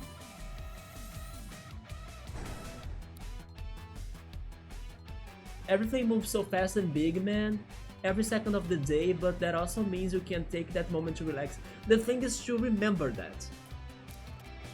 And then I was somewhat glad that somebody made me remember that everything is life, everything is energy. Just like, I don't know, Final Fantasy VII's plot, right? So you gotta Final Fantasy VII yourself a little bit sometimes. and you are going to have a different experience in your day by looking at things that way. I know this sounds as crazy as it does sound, but it's true. Man, time stands still if you enjoy life and nature. Yeah, there is a little bit of that feeling as well. That things slow down a little bit more, right? Chill mode, when you pay attention to things. When you give them, like, energy and focus. Sometimes you live in a concrete jungle a lot. Imagination and creativity is what every person has in them, but not many people can use it. That is true. Now I play Pokemon Go instead of Tetris, I do, right? I still like Tetris though, I mean, don't get me wrong, I'm not very good or like a pro. I'm casual, right? But if I tried playing, I don't know, that Tetris 99 on Switch, I'm pretty sure I would suffer. But it's fun. I like Tetris for its fun. And I did play as a kid or as a teenager maybe some different types of Tetris with some friends. Like they had effects happening. Maybe there are newer and recent versions of that today, I just don't know which games could be doing it. But you know that the regular Tetris, when you play it multiplayer, has the trash or the garbage, right, that you send to the other players. There used to be this one Tetris game that used to be called... how is it called? Tetrinet and Block Tricks, if I'm not mistaken. Yeah, I used to play Tetrinet and Block Tricks. I think they were both from the same creator or developer. And you could get bombs. Like in your screen, there would be some blocks with like letters, and each letter has an effect of a bomb.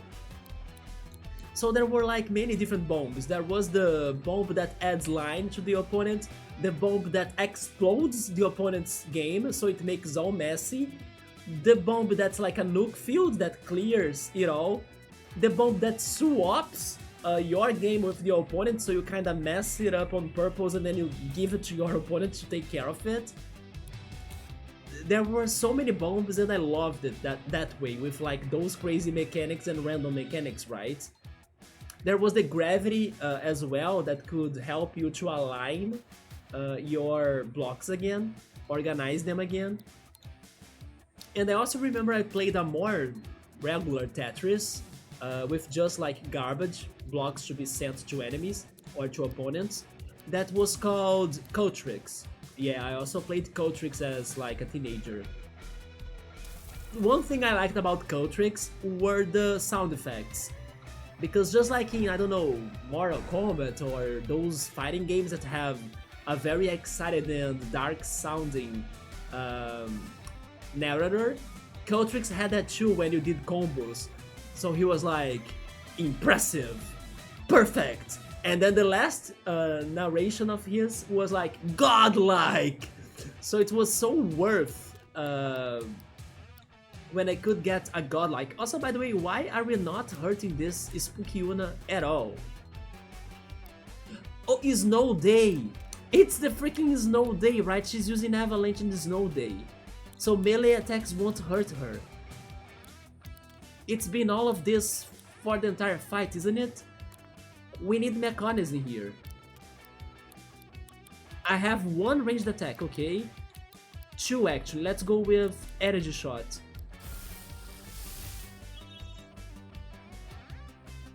Yeah, I was here like fighting this forever, I need to go, I need to sleep, I need to eat. And then what the hell is happening? Nothing.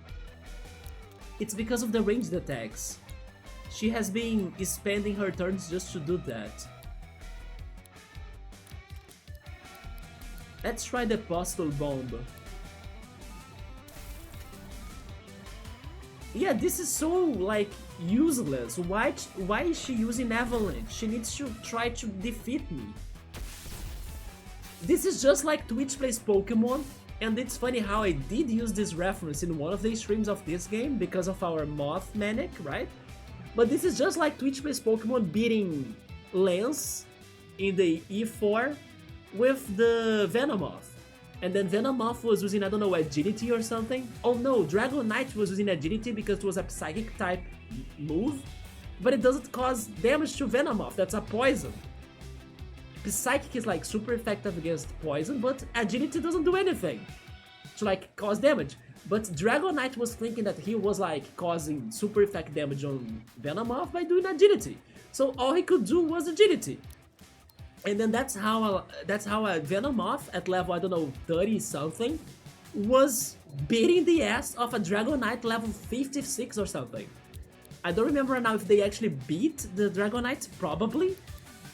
But it's because of that, the Dragonite was stuck with agility thinking that it was super effective.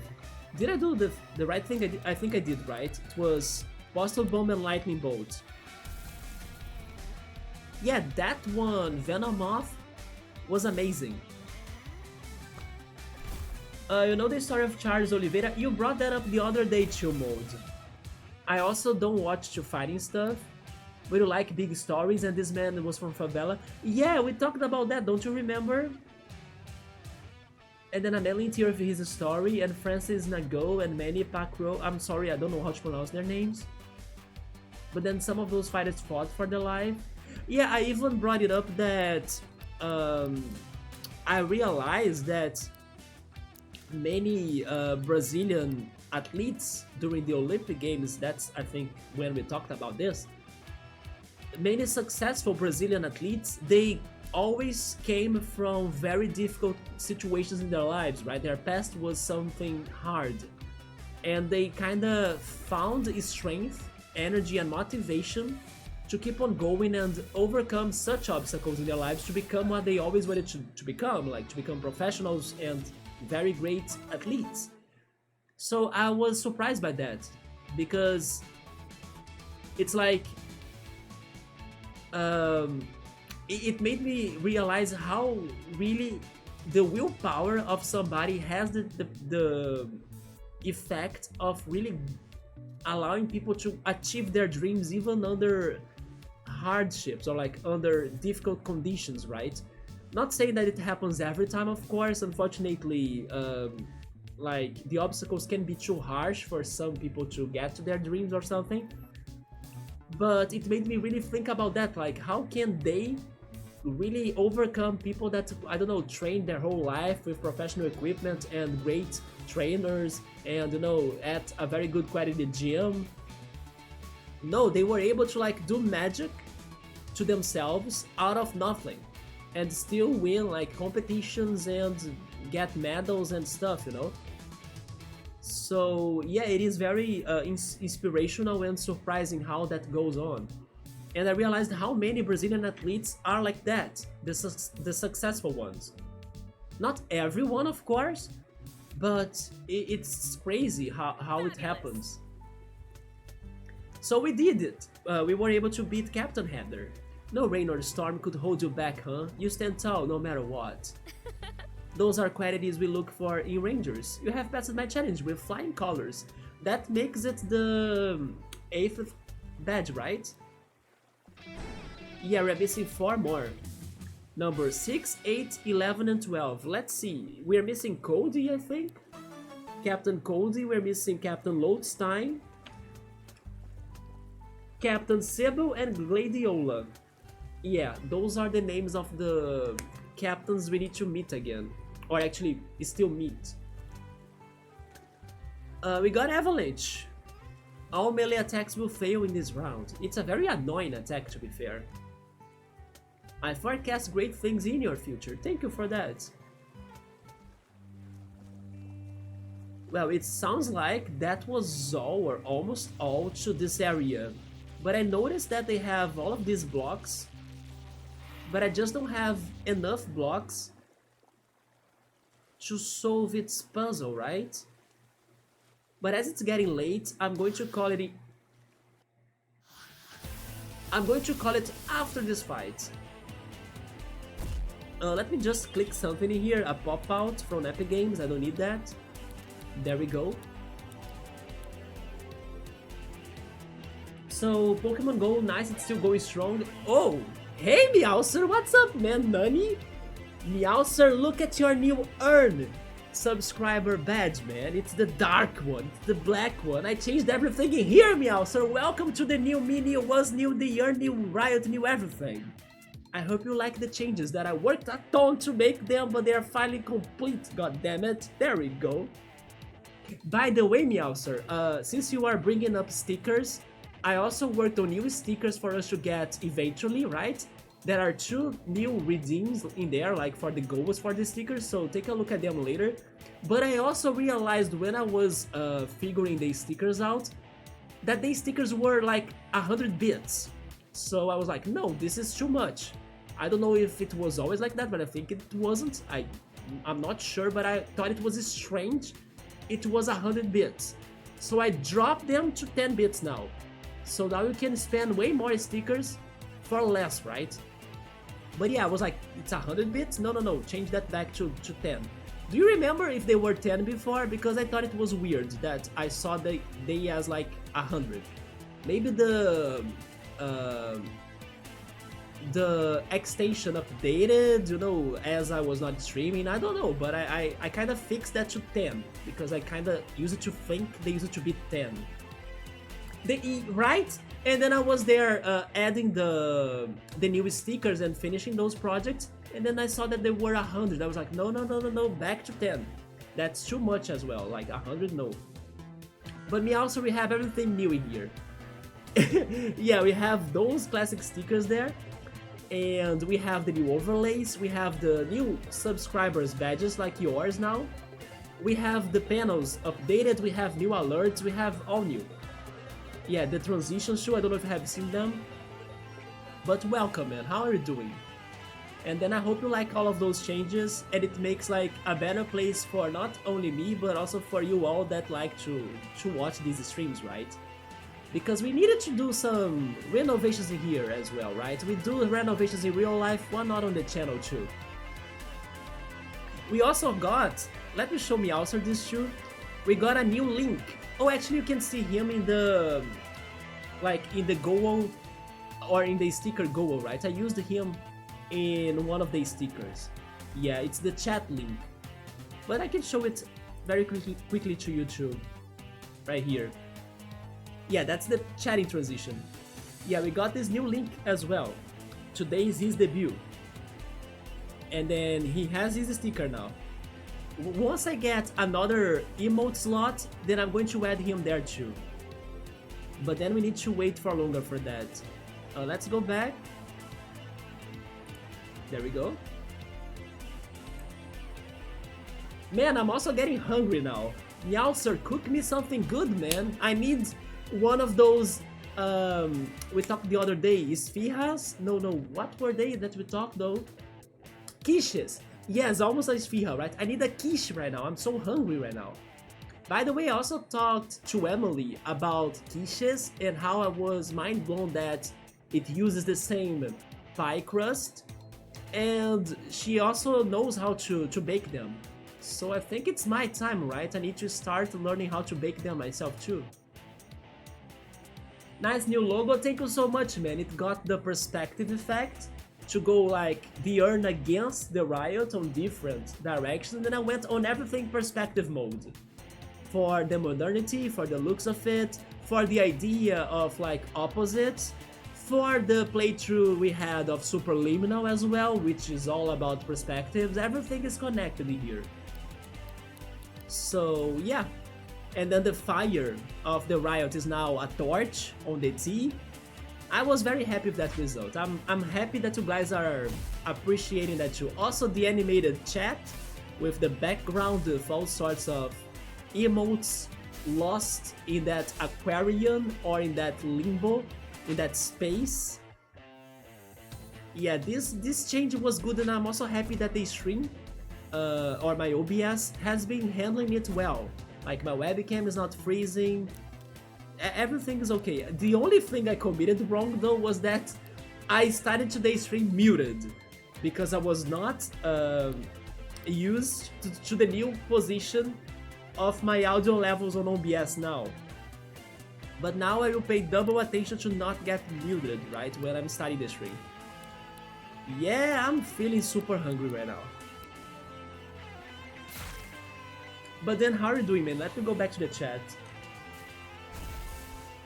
How was that day that... Actually, my last stream, right? How was that hangout with your friends that you were having, though? I hope you guys did something very funny there. I don't know which type of reunion was it? Did you guys eat together or maybe played some games? How was it? By the way, did you actually made that long trip already? No, it's going to be this Sunday, isn't it? Yeah, it's coming up, right? It's this weekend. Because I did spend some days without streaming, so I'm now getting back to myself again. The thick redesigns, thank you, chill mode. You like the first description? Hi, welcome. I always go for that. I'll be trying to... Yeah, right? That's the... It's been like that description for a long time. I did not change that. I also updated the YouTube pictures too, like the profile picture and also the background picture. I just need to update the thumbnails, but I'm going to do that after we are done with Cassette Beasts for another playthrough. So the Cassette Beasts playthrough can only have the same style, right, of thumbnail as it started. But after this one, I will come up with another one. And then on Discord, by the way, I tried adding the emotes in there. I added all static emotes, but regarding the animated emotes, I don't know why it didn't allow me to add them all. I could only add 2 of them, the Charizard animated emote and another one. I don't know why it didn't give me like a clear message of which error was happening for me to not be able to add the other animated stickers. Wait, animated emotes on Discord. But okay, at least I got the rest. And then I'm actually very happy to see that Meowser got the Dark Card, because there are so many new subscribers badge slots that Twitch gave me, and then I never knew that until now, that I was like, man, there are some badges that are cooler than others, and this is a very cool one. But then I didn't know if you guys would still get it, right? Man, another one? Come on. And then after that one, I think it's going to start with the texture ones. Yeah, Black Curd, right, Chumo? There is a white one too, but I don't remember if the white one was before or after the black one. Maybe it was before it. You want a Subaru sticker? Yes, I'm actually wondering where is Subaru though. Subaru hasn't been in here, I think, neither tonight and also last stream, right? Hopefully he's been okay. Hopefully also he likes the changes in here. Great job, dude. Glad I caught a bit of the stream. There we go. Very cool. I'm happy you liked it, man. I like how it goes to the chat overlay to the game overlay. This is so clean. Let's go. The transition was also something I needed to learn how to do it. It was not hard, but you know, it needs to like time everything correctly. So the overlays do the change when everything is hidden. So it's a very specific second of the overlay. And learning that was fun. Yeah, the quiches, right, they are easy to make. I need to make them. I love them and they are kind of expensive. So it's better for me to just make them myself, right, or bake them myself.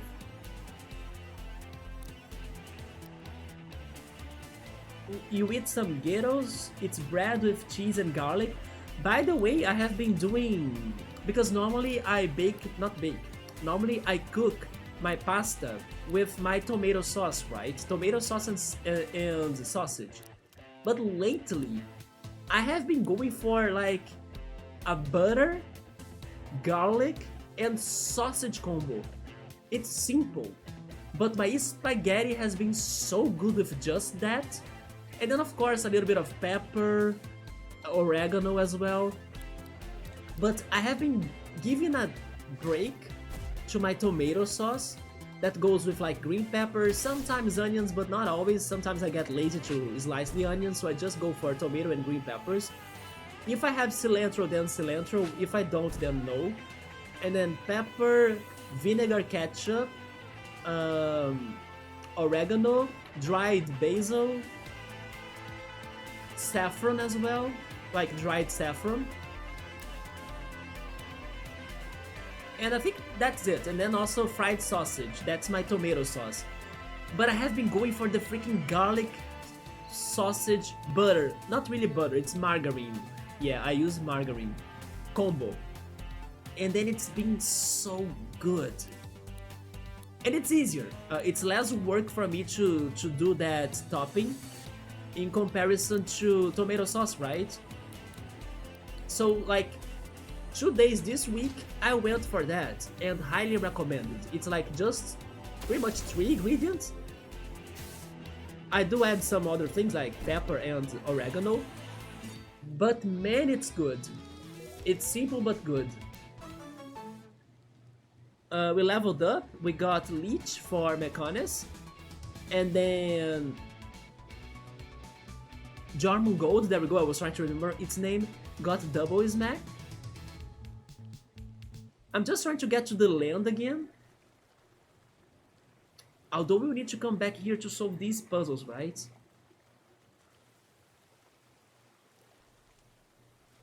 Did I backtrack, by the way? Because wasn't there... Yeah, that's where we fought the captain. Can I find another block of this? Because we did find the 2 panels we need to press, probably. Yeah, they are both pressed. I'm still missing another one?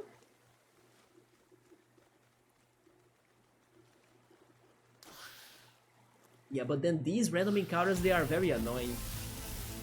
Can I start to run away?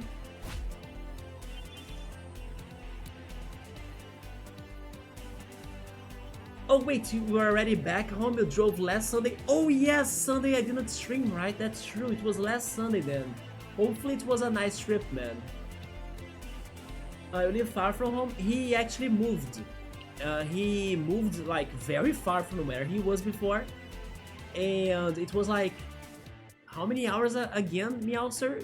It was like 36 hours of car trip, wasn't it, or something? 3 days, right? When you earn the black urn, it's, let's see... 4 years. Yeah, it is because you are a 4 years long subscriber. It's probably going to last up to 4.5 years, right? Because after the second year of subscription, the other slots of Twitch, they go in half a year. Yeah, so the next one that's going to change for you is after 6 months, basically. And Twitch gave me up to like 8 years, I think.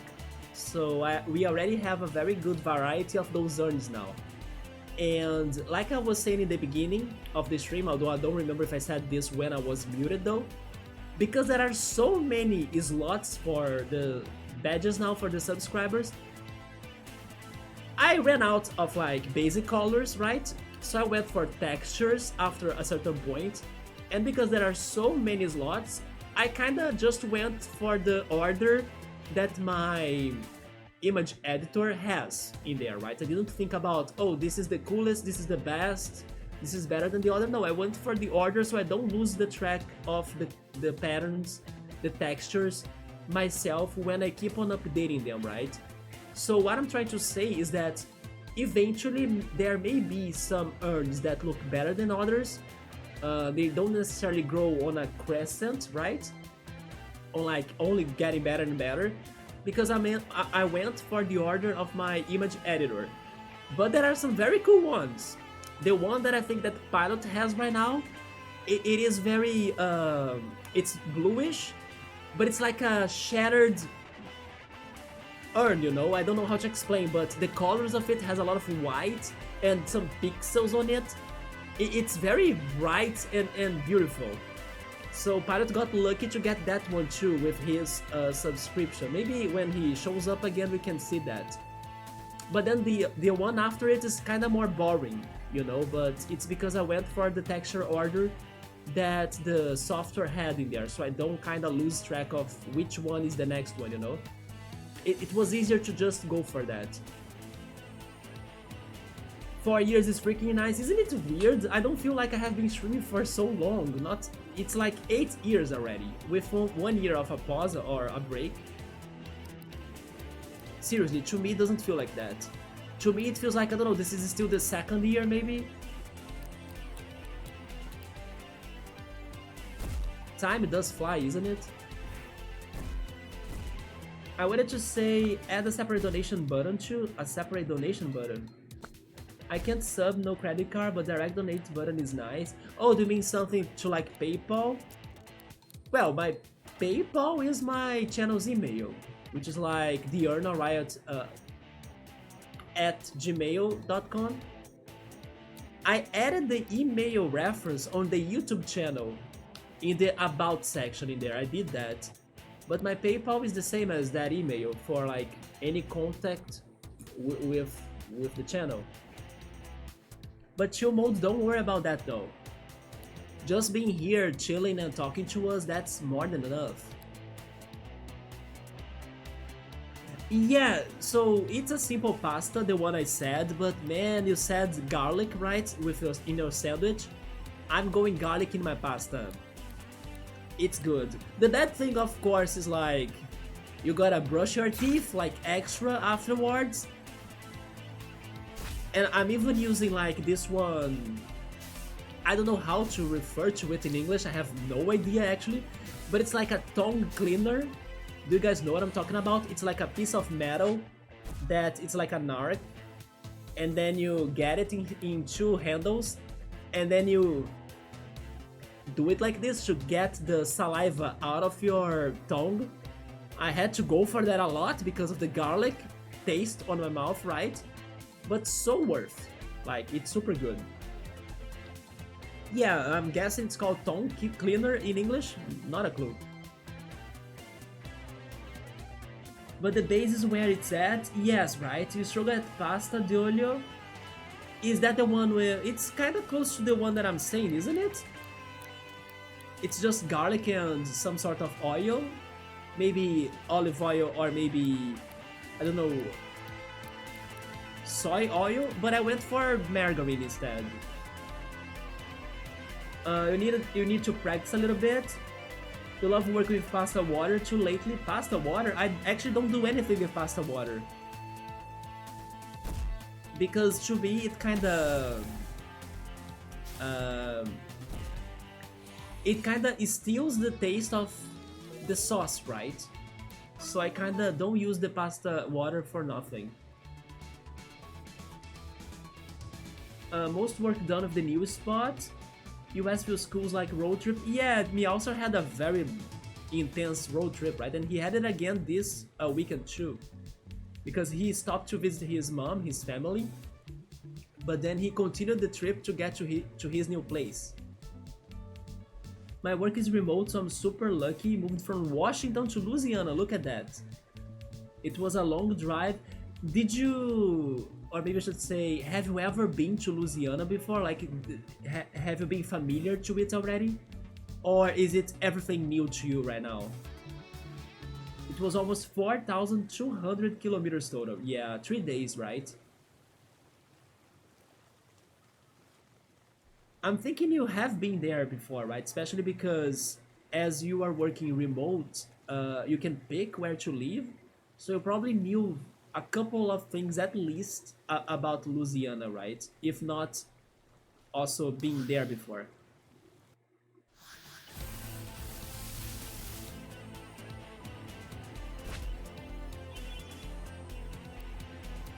Meowser, remind me, because I don't remember it, but were you into that one anime called Solo Leveling? Because earlier today I was talking to Yoda and Mormas that I heard that Solo Leveling is coming up with a new season, right? And then Bookmark also brought up that I think she wanted to read the manga, or she was reading the manga. It was very good. Not manga actually, manha or manha, like the Korean one, right? Yeah, Solo Leveling, I had the feeling you like that. It is super good, you are excited for the new season. Okay, there we go. Did you watch by any chance as well ReZero, because ReZero is also coming up with new episodes or a new season. Although ReZero, I think it has mixed opinions on it, right? Some people like it, some people don't. What I know from it before watching it myself is that people think that the main character is dumb. We'll see how that goes. Louisiana, you got the gumbo crawfish. I love how Chill Mode knows all of the animals, right? By the way, Chill Mode, the other day, that day that you talked about all of those different species of animals, and then you and Bookmark were planning to open your own zoo, right? I captured one beast in here. I need to go back to the box eventually, but I named him after one of the species you showed me that I never knew about. Yeah, one of those animals that I was so surprised to finally see them for the first time. Yeah, one of our new beasts is named after them. You have watched a couple of seasons of it, I kinda stopped being interested. Yeah, so maybe you are together with the people that think it's not that great, right? ReZero.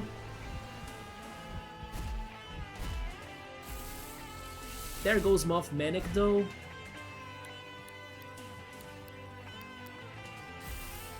Yeah, this area is dangerous, right? It's because of their levels. The monsters are high level too. I bet you notice a big price difference too. With like the remote job, it's the best. Oh, you mean the price difference in living in Louisiana? Probably, right? Washington sounds more, let's say, trendy. So probably it has higher prices. It has great food in there for sure. What are the specialties in there like? Is it seafood like Chill Mode said? People only dislike ReZero because the main character chose the non-best girl. Yoda, don't give me spoilers, man. What the hell? I haven't watched that. But I see that it goes... Another one, stop this! But I see that it goes around the lines of people with expectations and they're not getting the expectations again. Just like My Hero Academia, like we talked about. People were hoping for the happy ending and maybe it's not it. Although, let's be honest, ReZero with time traveling, happy endings are going to be tough, right? Time is one of those things that you should not play with.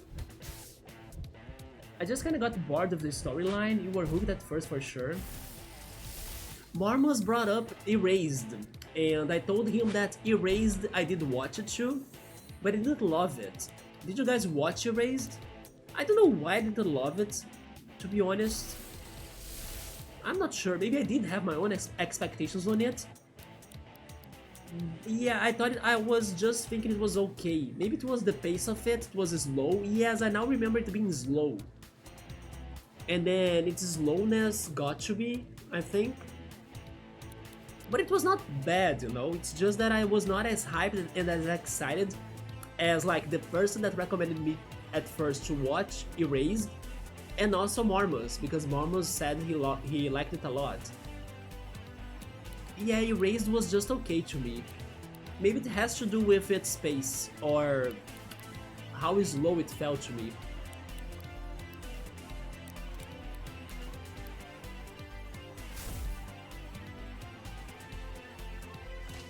But I need to go back to One Piece, right? Can I do it now that I kinda completed this channel upgrade? Pretty much. I could try it, right? I need to try it. It's been like a whole year that my friend made this promise with me that he would watch Summertime Render and then I would watch One Piece. He watched like Summertime Render ages ago, and then I'm still like at episode 7 of One Piece. Yeah, I'll see like in October, especially if the geek event that I mentioned earlier happens in the city to like motivate me to go back to anime as well, you know? October sounds like a good month for me to try anime again. But you know an anime that I was also thinking about going back to? Mob Psycho. Yeah, I should also go back to Mob Psycho. This third season, by the way. Okay, guys, I think I will stop it in here. Tonight, we got 2 captains down, and we are now missing only 4 more. We got this one, Landkeepers Association, right there behind us. And we explored the North Sea, right? The North Ocean, that had the Titanic of some sort, some islands that we should go back eventually. I should actually write that down. Return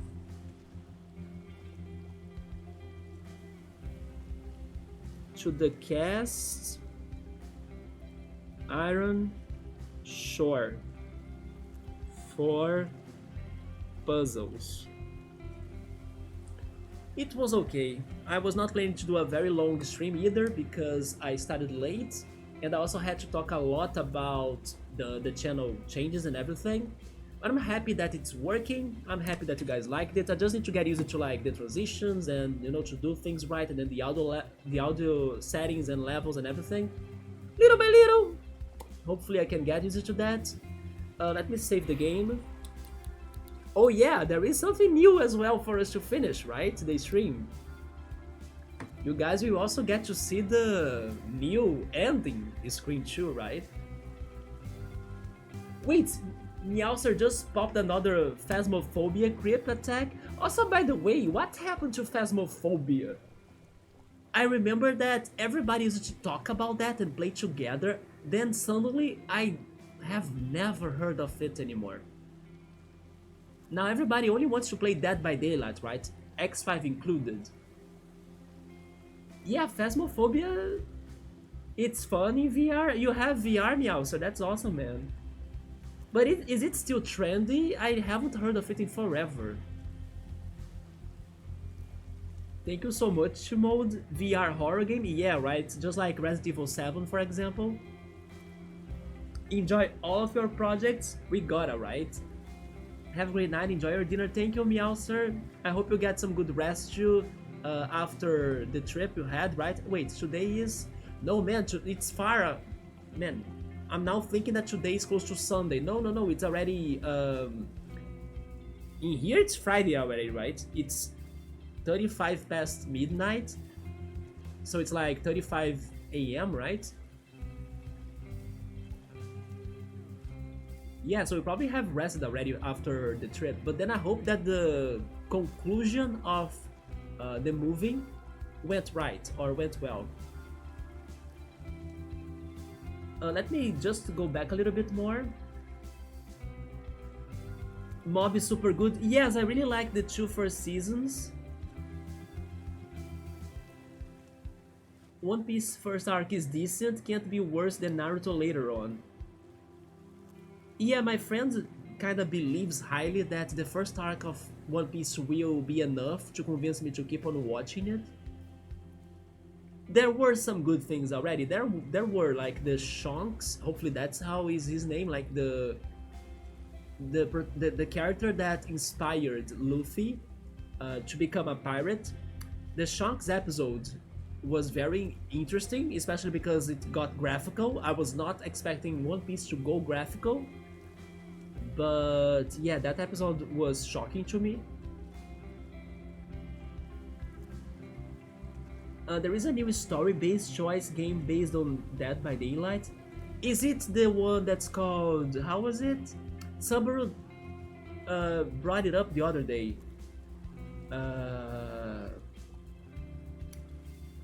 How is it called again? He even said that the characters in there were jerks, right? I forgot it. But maybe it's not the same one. Yeah.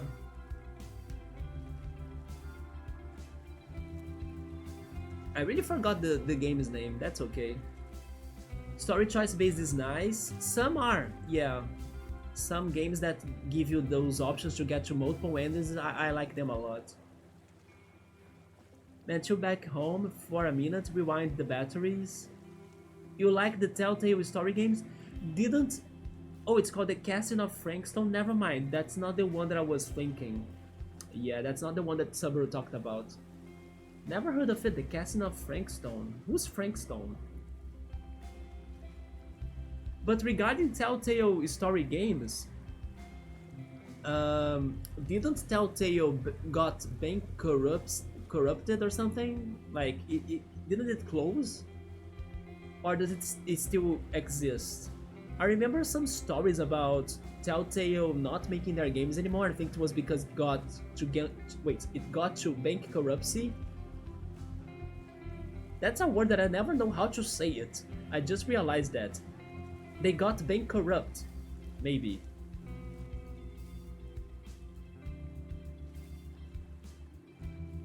Question based, but on horror based would be cool. They have the Walking Dead, right? The Walking Dead games, the Telltale ones. But anyway, guys, that's it for me tonight. I can't promise things because I don't know how am I going to be feeling tomorrow or the weekend. But I'll see if I can come back because we gotta play this game and beat it. Thank goodness today we did 2 more captains. So hopefully little by little we are getting them all. And I'll see how it goes tomorrow. I'll do my best to be here. If I sleep well, then I'm back. And for the weekend I think on Sunday there will be a Pokemon Go event, but probably I can return and then still play, right? But I'll see how it goes. Thank you so much everybody for stopping by. Someone revived the Telltale. Oh, okay, so that happened, so they can finish the Walking Dead story. Yeah, I remember hearing something about they closing doors, right? But thank goodness they are back. I mean, Nintendo did kind of like the same thing with the Mario and Luigi franchise with their new game that's going to be released soon, the Brotherhood one. But at the same time, I don't think they did resurrect Alpha Dream. And speaking of which, I remember also that there still has been like a mystery towards who has been developing that game or making that game. Nintendo kinda didn't want to reveal it for some reason. Interesting. I don't know if by this point it's already out, but I remember some weeks ago or some time ago hearing that they didn't tell a word or didn't say a word regarding that. Could it be Alpha Dream? But I think it's not, right? But yeah, Yoda, Chill Mode, Meowser, everybody else that stopped by, thank you so much for the company. I'm glad that the new overlays worked, everything worked. Little by little you'll see the rest too, like the alerts as well when somebody follows or something. So let's wait for that. And then I will try to change the banners after Chill Mode's suggestion of like adding the titles or adding something to be written on them. Also because my friend told me that too before I brought them to the channel. So I will see how it goes. It's going to probably look good. I will just need to adjust the images, right? But I will work on that for sure. But for now, thank you so much for stopping by. Have a great night, get some good rest. Hopefully I'm back tomorrow. I will try. If I do it, then I will say something on Discord. And then I hope to see you then. So have a good night and take care. Goodbye. And enjoy the new ending animation, right? Let's go for it.